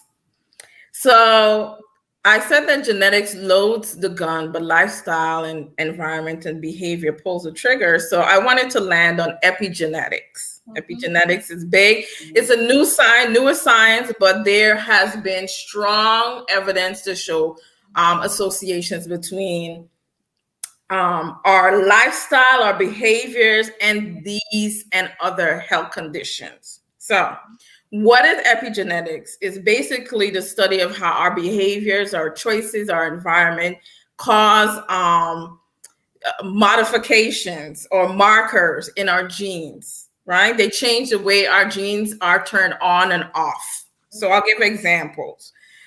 So in terms of the diseases or the conditions that are related to epigenetics, some forms of cancer, bladder cancer, breast cancer, some forms of breast cancer, liver, colorectal, there's some autoimmune illnesses, there is obesity, there is type 2 diabetes, there is asthma, addictions, and trauma. So in other words, the choices that we make in terms of the way we eat, in terms of our stress levels, in terms of whether we process or don't process the trauma that we've experienced, that all can actually cause certain genes in our DNA to be turned on and off to make us more susceptible to these illnesses. So what does that all mean? Let me unpack this a little more. So let's talk about addictions and traumas, because that's one of the harder ones to understand. That's one of the harder connections to understand. So addictions and traumas can actually, and stress can actually be intergenerational because of the epigenetics. So break it down, Dr. Fee. Yes. So alcoholism and smoking. So there've been some family studies, twin studies, adoptee studies where a person who is addicted to cocaine or alcohol, they actually activate certain genes in their genetic makeup so that when they are having their offspring, those genes are actually activated, so that increases their offspring's behavior in terms of seeking or drug seeking or substance seeking behaviors that actually increases the risk for them to be seeking that kind of stimulation in the brain. So let me break it down again. So for instance, cocaine, for an addict, proteins actually increase, certain proteins actually increase as a response to using this cocaine. Those altered proteins can actually be passed down to that offspring. And so those proteins will become markers for increased drug-seeking behaviors in that offspring. Break it down, Dr. C. Right? Let's keep going. Let's talk about trauma, because as we experience trauma as a people, it can also be intergenerational. So then these markers, every time we're marked with this trauma, the trauma actually marks our genes. It doesn't change our DNA, but it does mark and actually increase certain hormones, for instance, like cortisol levels or diminishing cortisol levels. So there are connections with the environment and what we experience in our body that those connections actually affect our genetic level. So it behooves us, the point of this is that it behooves us to actually think about doing the work in terms of therapy and dealing with our trauma, because we can actually stop it at our generation, right? If I'm able to heal my traumas, because not only does epigenetics change the genes for in terms of increasing risk, epigenetics also can cause changes in terms of decreasing risk. Protective.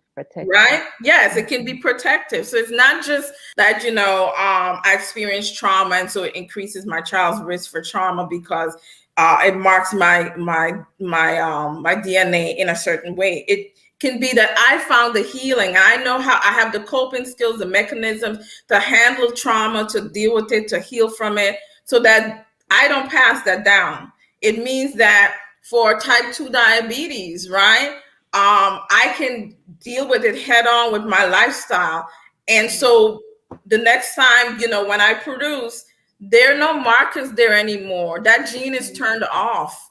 That trigger is not pulled. So what we're trying to do when we talk about lifestyle is really powerful, because it either sets our next generation up for disease and certain illnesses, or it actually reduces their risk for it. So please never discount the importance of lifestyle, even onto not just type 2 diabetes and heart disease, but onto trauma and substance abuse. That's important. Those things are important.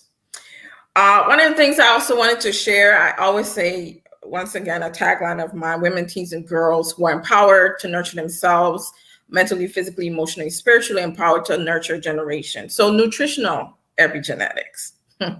So depending on what I eat prior to being pregnant and while I'm pregnant, that will set my child up for certain diseases and conditions as well. So lots of studies being done on how a mom's diet and lifestyle will affect her child, and strong evidence to suggest that because of the epigenetic markers and changes, depending on how I eat in my lifestyle, my child can be at increased risk for type 2 diabetes, obesity, asthma, all those conditions. So it's not only personal responsibility from the sense that, we know it's not good for us. Glucose, lactose intolerance, hypertension, insulin resistance, we all those things actually are a factor in that sort of prenatal environment. So it's important for us to remember that. So let me ask this question. What you're saying to me is there is a capacity, we have the power, so to speak, to change this trajectory, but yet still the emphasis is not placed on that. And some of our people may know, but a lot of our people don't know. They just believe, listen, I take the medication because I have it, my grandmother had it, my grandfather had it, and this is what it is. What can we begin to do to start educating people to break this cycle? That's why I put the slide up that said you're going to find someone who is carrying the burden of trying to break the cycle, or someone who is perpetuating it. What can we do? I think the bigger question is, how do we get more people to see that there is a choice that can be made to break this cycle, to not pull that trigger? Right. So I think what came to my mind is that as people of color, we're people of faith. And so in our faith, we talk a lot about generational, intergenerational, generational things passing down, or none of these, I won't put not any of these diseases on you. So I think trying to link and have those conversations in terms of our faith and and just a generational connection is a really good place to start, because I don't really see, the average person, studying epigenetics and making that connection. But I think the practical connection really can come in if we're able to interweave it a little bit more in our talks at church and in those small group communities. Right. So we have Glenda here saying that she was diagnosed with diabetes. The doctor that she was given immediately categorized it as being in her genes, and that they have to give what they have to give the diabetes, and was given medication for high blood pressure with a blood pressure reading of 128/76, cholesterol. And she's not talking about change of lifestyle or exercise. All she's interested in is me taking her poisons that she prescribed. And she's upset because I told her I will not. I am about to get a new doctor. But then Glenda goes on to ask, I want to know how to break the cycle. I need some help. Right. And so that's part of the other thing, the other push for lifestyle medicine. I mentioned that I did some work with UMMC here where they were training their medical residents. We can't assume that our physicians know everything, and that that's not part of the training. Right, exactly. That's not part of the training, and it's not that it's not that she's been evil.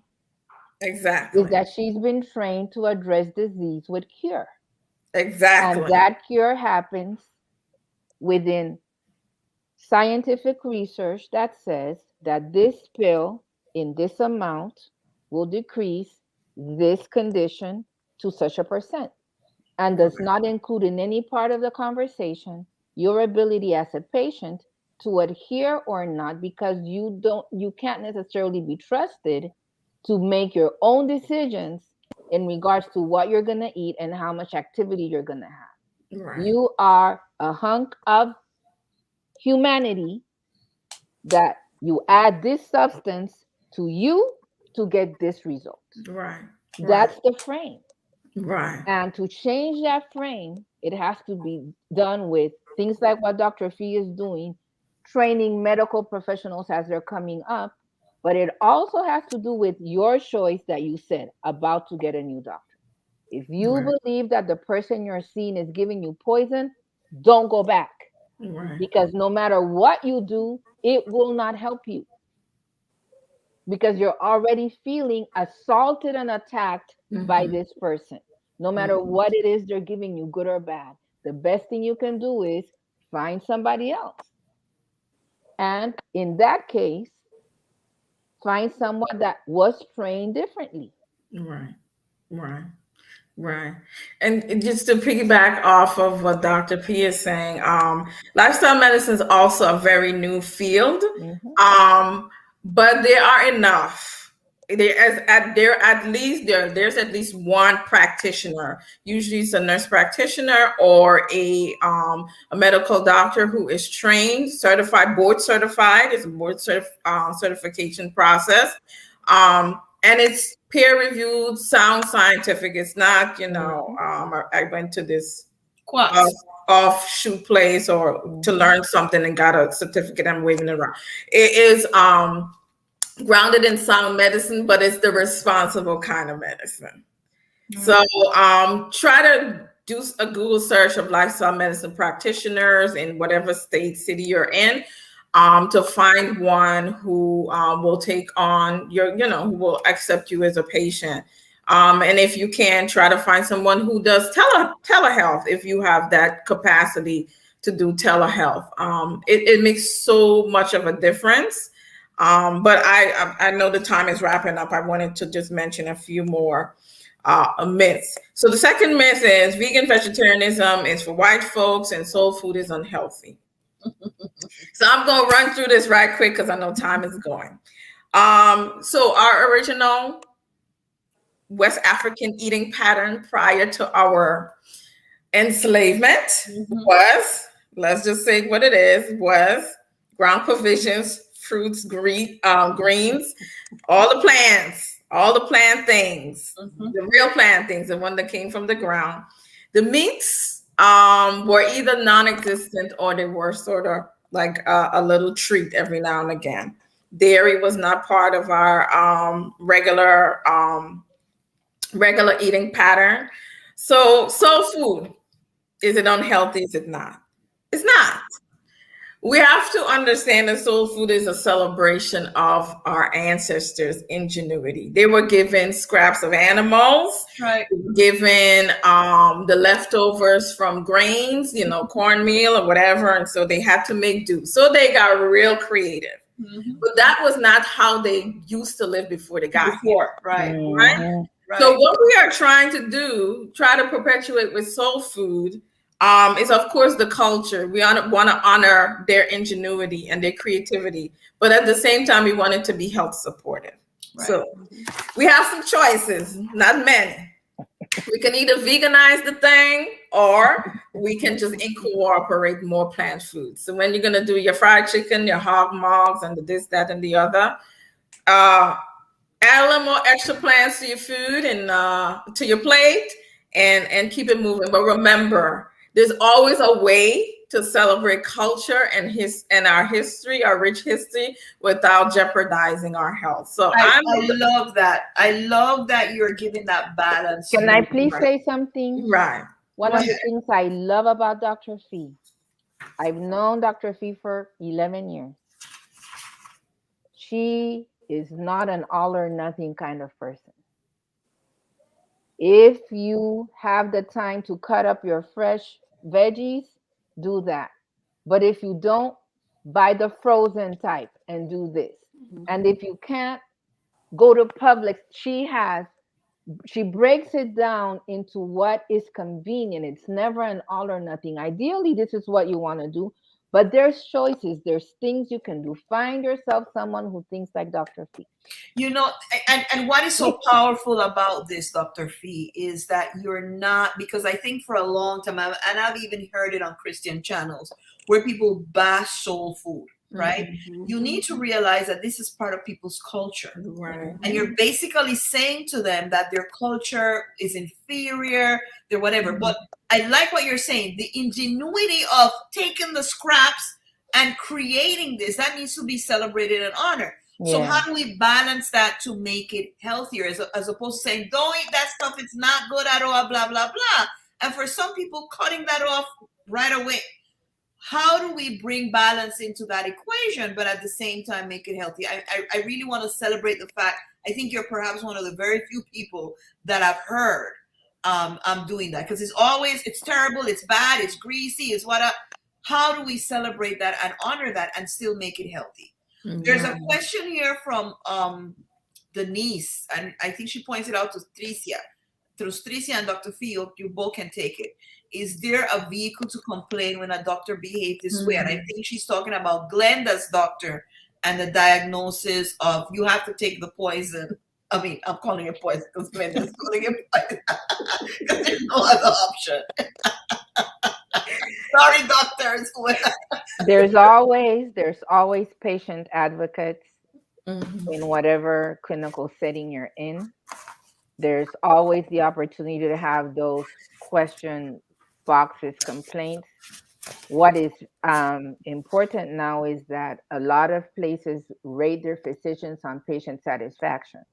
And you'll get a survey after your visit that says, how did you feel, blah, blah, blah. And sometimes we ignore that, right? That actually has weight because part of the reason why the opioid epidemic happened is because patients started asking for pain medicine. And if the doctors didn't give it to them, the patients rated the doctor based on they didn't give me what I wanted. Wow. And then that affected their pay and their permanence in a job. Wow. So then they have had to give in.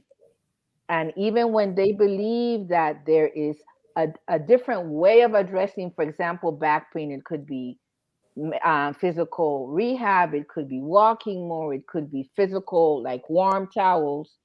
If the patient says, I want a pain medicine, and the doctor doesn't go through giving them the pain medicine, the patient can come back and say, I wasn't heard, I did not receive what I needed. It affects the doctor's ratings, salary, and appointment. So if it could be used that way, what I'm saying is it can also be used this way. Thank you for that. Because you know what? I don't think I ever filled out one of those things. Now I'm going to be filling it. That's why I'm saying. Yeah, it's powerful. But the other thing I need to tell Glenda is that language is important. For those who are going to look at your complaint, if they see the word poison and then they go to the chart and see names of common medications that have been researched, and all of them, you've seen the commercial of any medicine. It paints this great picture of it, and then in the bottom, the secondary effects can be blah blah blah blah blah blah blah blah blah blah blah. If you find blah blah blah blah, every single medicine has side effects. If you use the word poison, your complaint will immediately be set aside. So look at Glenda's response. Look, it is poisoned. I read the fine print. That's why I'm saying. I gave her that rating. She couldn't look in the face. So so don't use the word poison. Don't use the word poison so you can be taken seriously. Right. And talk about the fact that you were not listened to. Right. Because that in itself is an alarm. Now the patient has to be part of the healing team. Right. So if as a patient you're not listened to, that's a red flag for that doctor. Okay. So the fact that she gave you poisons, they'll just discard it. But if you say, she did not listen to me, I was not given an opportunity to have a voice in my own care, red flag, and then that will get that person in trouble, so to speak. Thank you so much for that. Thank you so much. I love when we give the tools. Margaret gives a whole story here. She had surgery. She was given medication. She started getting worse and worse. She decided to do a colonoscopy, and she found out that they diagnosed her was a generation condition from her black color. She was told this, that because of her color, she refused to replace this illness on her, took to drinking herbs, eating healthy, never had the problem. Again, it was the medication I've been given. It was affecting me. The after effects of medication. Yeah, and I think all medications have after effects. Wow. Dr. Fee, before we move on to the next thing, would you like to add anything to this part? No, just in the interest of time, I think I'll save the other questions, probably go back in the chat and put some comments. Okay, so body image and or weight obsession. This is the obsession with weight is not something that plagues only women Caucasian of European descent. It also plagues women of color. And this idea that we all have to look like Barbies, and if no woman could really be a Barbie because we would not be able to walk or sustain our bodies. So this idea that we must look in a certain way and have a certain way, how damaging is this to women when we cannot keep up this ideal? Is that for me? Yes. Oh, I'm sorry. I'm sorry. So in my experience and in my mind, I've been a practitioner who's never tried to put like the BMI and the weight, bring that into my issue. My issue more is of quality of life and functionality, and are you able to do the things that you need to do that makes you happy, makes your life rich. Because putting body image as as the center of our focus, that really messes with what I term as our shalom, our completeness, our wholeness. Love it. So that we are defined by, our happiness rises and falls based on how much the scale rises and falls.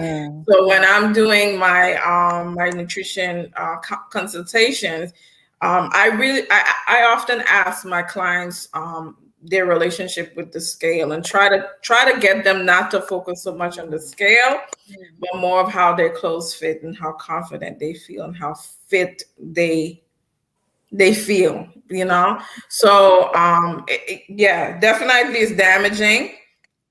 And we were having a conversation before we came on about the BMI and the fact that if most of us actually fit into the BMI, we would look like we need food. We definitely would look like we need food. So there needs to be a balance. I don't want to be totally irresponsible or be irresponsible to not say that there isn't some sort of association between body weight, Right. BMI, and our health, our metabolic health. So the increased risk for type 2 diabetes, prediabetes, heart disease, some forms of cancer, female specific cancers, ovarian, breast.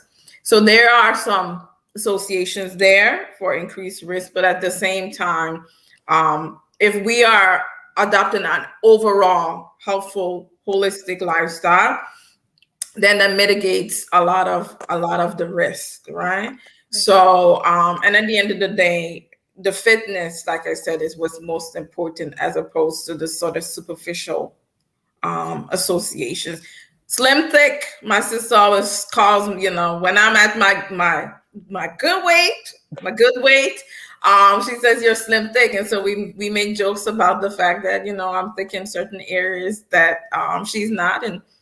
And I feel fine, and I work out fine, and we do just fine. My labs are okay. I go to the doctor. So it's about the confidence and how you exude the confidence, whatever weight you're at.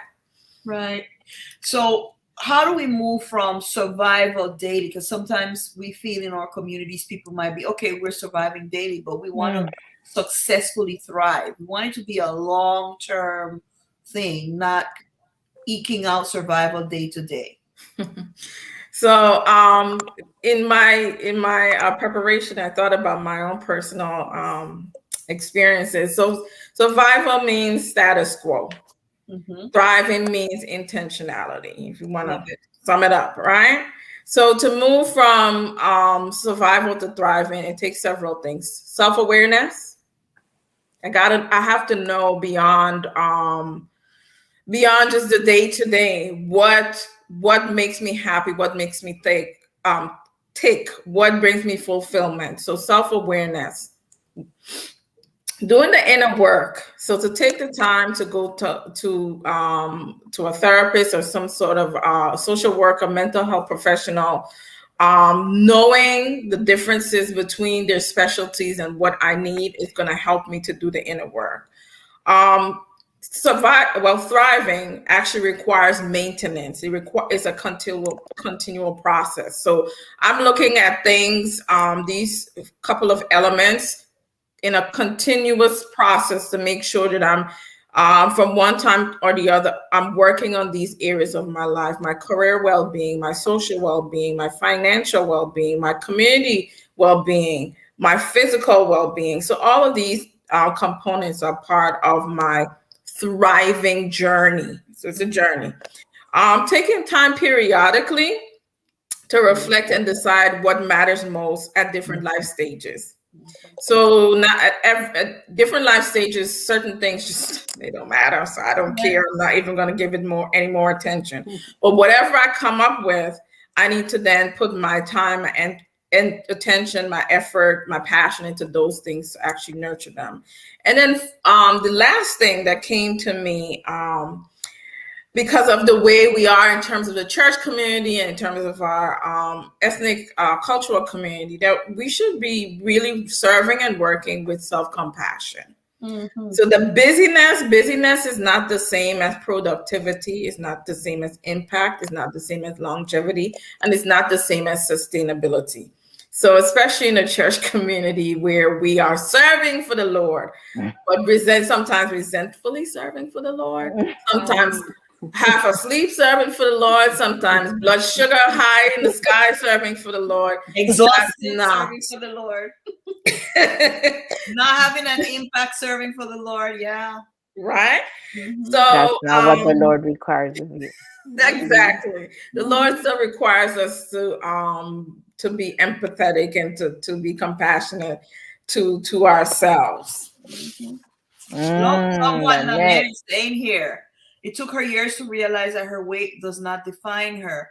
Going to the doctor as a child and being told I was overweight at 112 pounds forced me to skip meals as a child. Yes, Lynette, we were talking about the redefinition of that BMI index and who is overweight and who is not, and how that can impact women. Wow, absolutely. So we're going to go to before we provide the final tools, Dr. Fee, healthy mental wellness that we can practice in community. Again, not saying to people, go do that for yourself. Maybe people not having the capacity to do it. But what can we do as a community to make sure that healthy mental wellness is centered? Sure. So I would encourage those who are listening to watch Chloe Hakim Moore's TEDx talk, and it's the title is "Stop Chasing Purpose, Chase Wellness." And so I'm going to paraphrase what she says. She says, you cannot give or make what you yourself don't have inside. So we want world peace, but we don't have personal peace. Mercy. So we want this thriving, prosperous community. But personally, we are not thriving and we don't have the peace and we're not prospering. So it always has to begin with us, figuring out what that looks like for us, practicing it, being compassionate with ourselves when we don't get it. And then it flows naturally out of us in community. That's the first thing. The other things I thought about was we need to educate ourselves about mental health.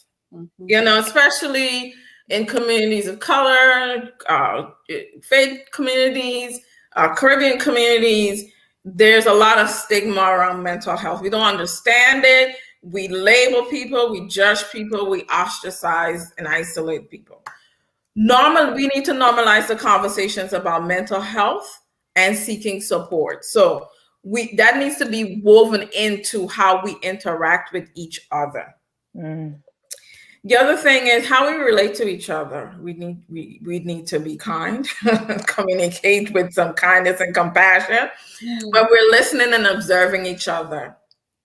It can't be from a place of judgment. And if we can't refrain from judging, then just keep it to yourself. You don't have to tell the person what you think about them and their life.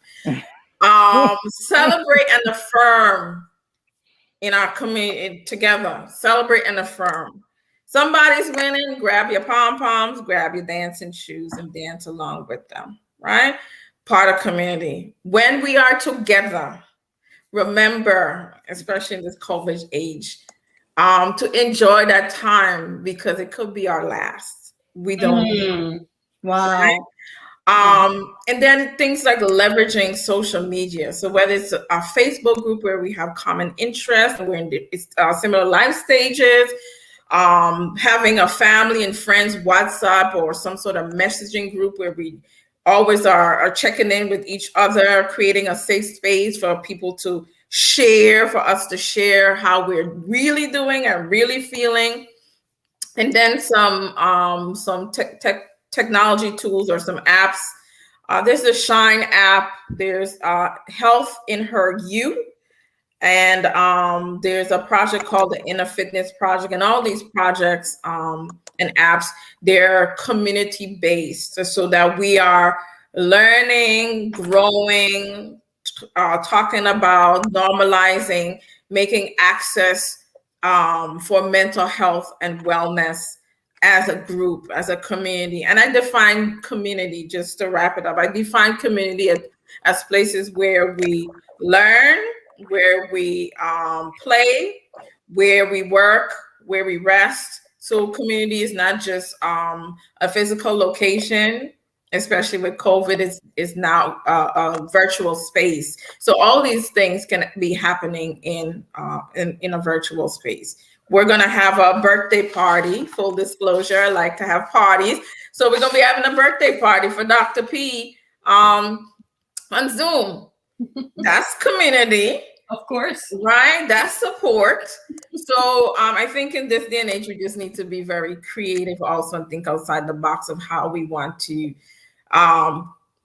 create health, maintain health in areas where we learn, work, play, live, sleep, rest. So yeah, that's all I got. Listen, powerful. Thank you so much. The tools is particular, very practical, that can be used. Thank you for bringing your whole self to the space. Yes. And just be genuine. Maricela is giving us a little affirmation here. She said, "Can't pay for forums like this. You guys are the bomb." Thank you very much, Thank you, Maricela. Mari. Thank you. And thank you for joining us, all those who joined us. So Dr. Fee, I don't know, Shonda, Tricia, your appreciation, your affirmation for Dr. Fee as we say goodbye to her for time well spent. You want to go first, Shonda? Oh, sure. It's an honor to go first. Dr. Fiona, oh my goodness. Loving what your shirt says, Physic Rising.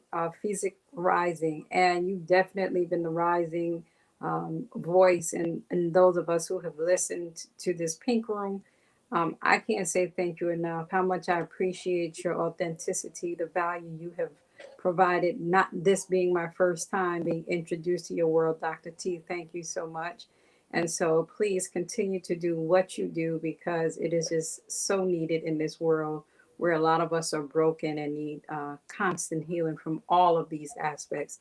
So we appreciate you for who you are and what you do. Thank you. Thank you. Thank you so much. Dr. Fee is a person who is constantly creating. Her mind is constantly working, always in transformation, always in community, a generous spirit. And that is why we loved having you here today. Everything that I just said about you, everybody knows just from this conversation. And if you allow me to, I would like to use this time to say that the work you do in no matter what scenario is important. Mm-hmm. That as you figure out, according to what you say, what the next transition will be, in the meantime, you're still helping, you're still supporting, you're still helping and supporting others. It's not a time where you are inactive. And we really appreciate that and love you and are thankful for the gift that you are to our community. Don't stop. Yeah. Dr. Fee, I just want to say to you that as a someone who has always been trying to build communities for women for the past 15 years. I understand exactly what you feel. Sometimes it may feel as if you're not making headway, but trust me, it's not in vain. So that's why I said to you that all these transitions are interconnected. You may have a goal in your mind and you may feel that you're not getting there, but you're actually getting there because along the way, there are transformations occurring. So if you had not started that, those people would not have had that experience. So it is never in vain. It may not necessarily meet some of the goals that we have personally, especially if it's financial or business goals, but it is creating something larger that we may not get to see now, but along the way we see it. So I want to affirm you on your journey. That transition that you have, those different transitions that you have been through and that you're going through, they're leading you somewhere. They're not in vain. They all come together, and within those transitions, transformation has taken place. And if only and I've had to learn this, I've had to learn to sit with this, that if only for the transformation that occurred for someone else, even though I didn't get my particular goal, then I need to be satisfied that it was worth it, because it would not have happened for them if I had not stepped out and done that. So more power to you. Don't give up. Keep pushing. Keep Phoenix rising. Sometimes things take a longer time because along the way we're learning so many other skills and there's so many things that we're learning. So we appreciate that you came to this space as your whole self. You gave salient advice. You made us think about things differently. You opened up discussions that that perhaps women were not thinking about before. Look at all the comments that are coming in here. So it's never in vain. It's all worth it. Thank you for coming to our space, and we look forward to continue collaborations with you. Thank you so much. Good night. Love you, Dr. Love you all. Take care.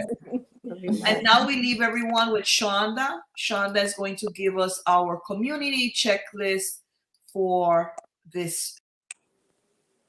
I think I'm speechless, though my community care checklist is freedom of speech, because this was truly powerful. In terms of this community care checklist, freedom of speech, many of us may know, and if you don't, Black and brown women are applauded for their strength. However, when it comes to us speaking and using our freedom of speech, we're disrespected and disregarded. That needs to end, and we need to be a part of making this end. We're usually told we don't have the freedom of speech when it comes to our opinion, when it comes to our truth, speaking to men, speaking to ourselves, speaking for others. We're often told we don't have the freedom of speech, but conveniently, people use us when it comes to other avenues for life. This is historical. And again, this is something that we women, when it comes to freedom of speech, much like Maria Ressa has done in the Philippines, we must continue to speak the truth. And just as I would like to say, in honor of Indigenous History Month and in honor of Latinos throughout the world, Indigenous throughout the world, speak, drum, speak truth to power and to culture, and never, ever stop telling our stories. Have a healthy, wealthy week, and thank you. Thank you so much for that, Shonda. We want to say goodbye to everyone, but we want to remind you that our next Pink Room will be on Saturday, October 30th. So Saturday after next, same time. And we'll be having Casey on Gordon, who is a financial advisor. She's going to be talking to us. Hey, girl, get your money straight. Basics, right? So she's going to start with the basics and she's going to build us up. Casey is a fantastic facilitator. You're going to love her. And on that day, we're also going to be featuring the Dutch Caribbean and the work that they have been doing there. So every session today we featured Latin America, previous one was USA. Next session we'll be featuring the Dutch Caribbean and the great work that they're doing over there. Shonda and Tricia, say your goodbyes. Bye, everyone. See you in a couple weeks. Enjoy. Be well. Be well. See you on the 30th. And we'll see you next time in the Pink Room. The Pink Room is a produced resource of For Real Women International, Inc., a non-profit organization with headquarters in New York and affiliates in the United States, Latin America, and the Caribbean. The views expressed here by hostesses and guests do not necessarily represent the philosophy of For Real Women International, its affiliates, members, and board of directors.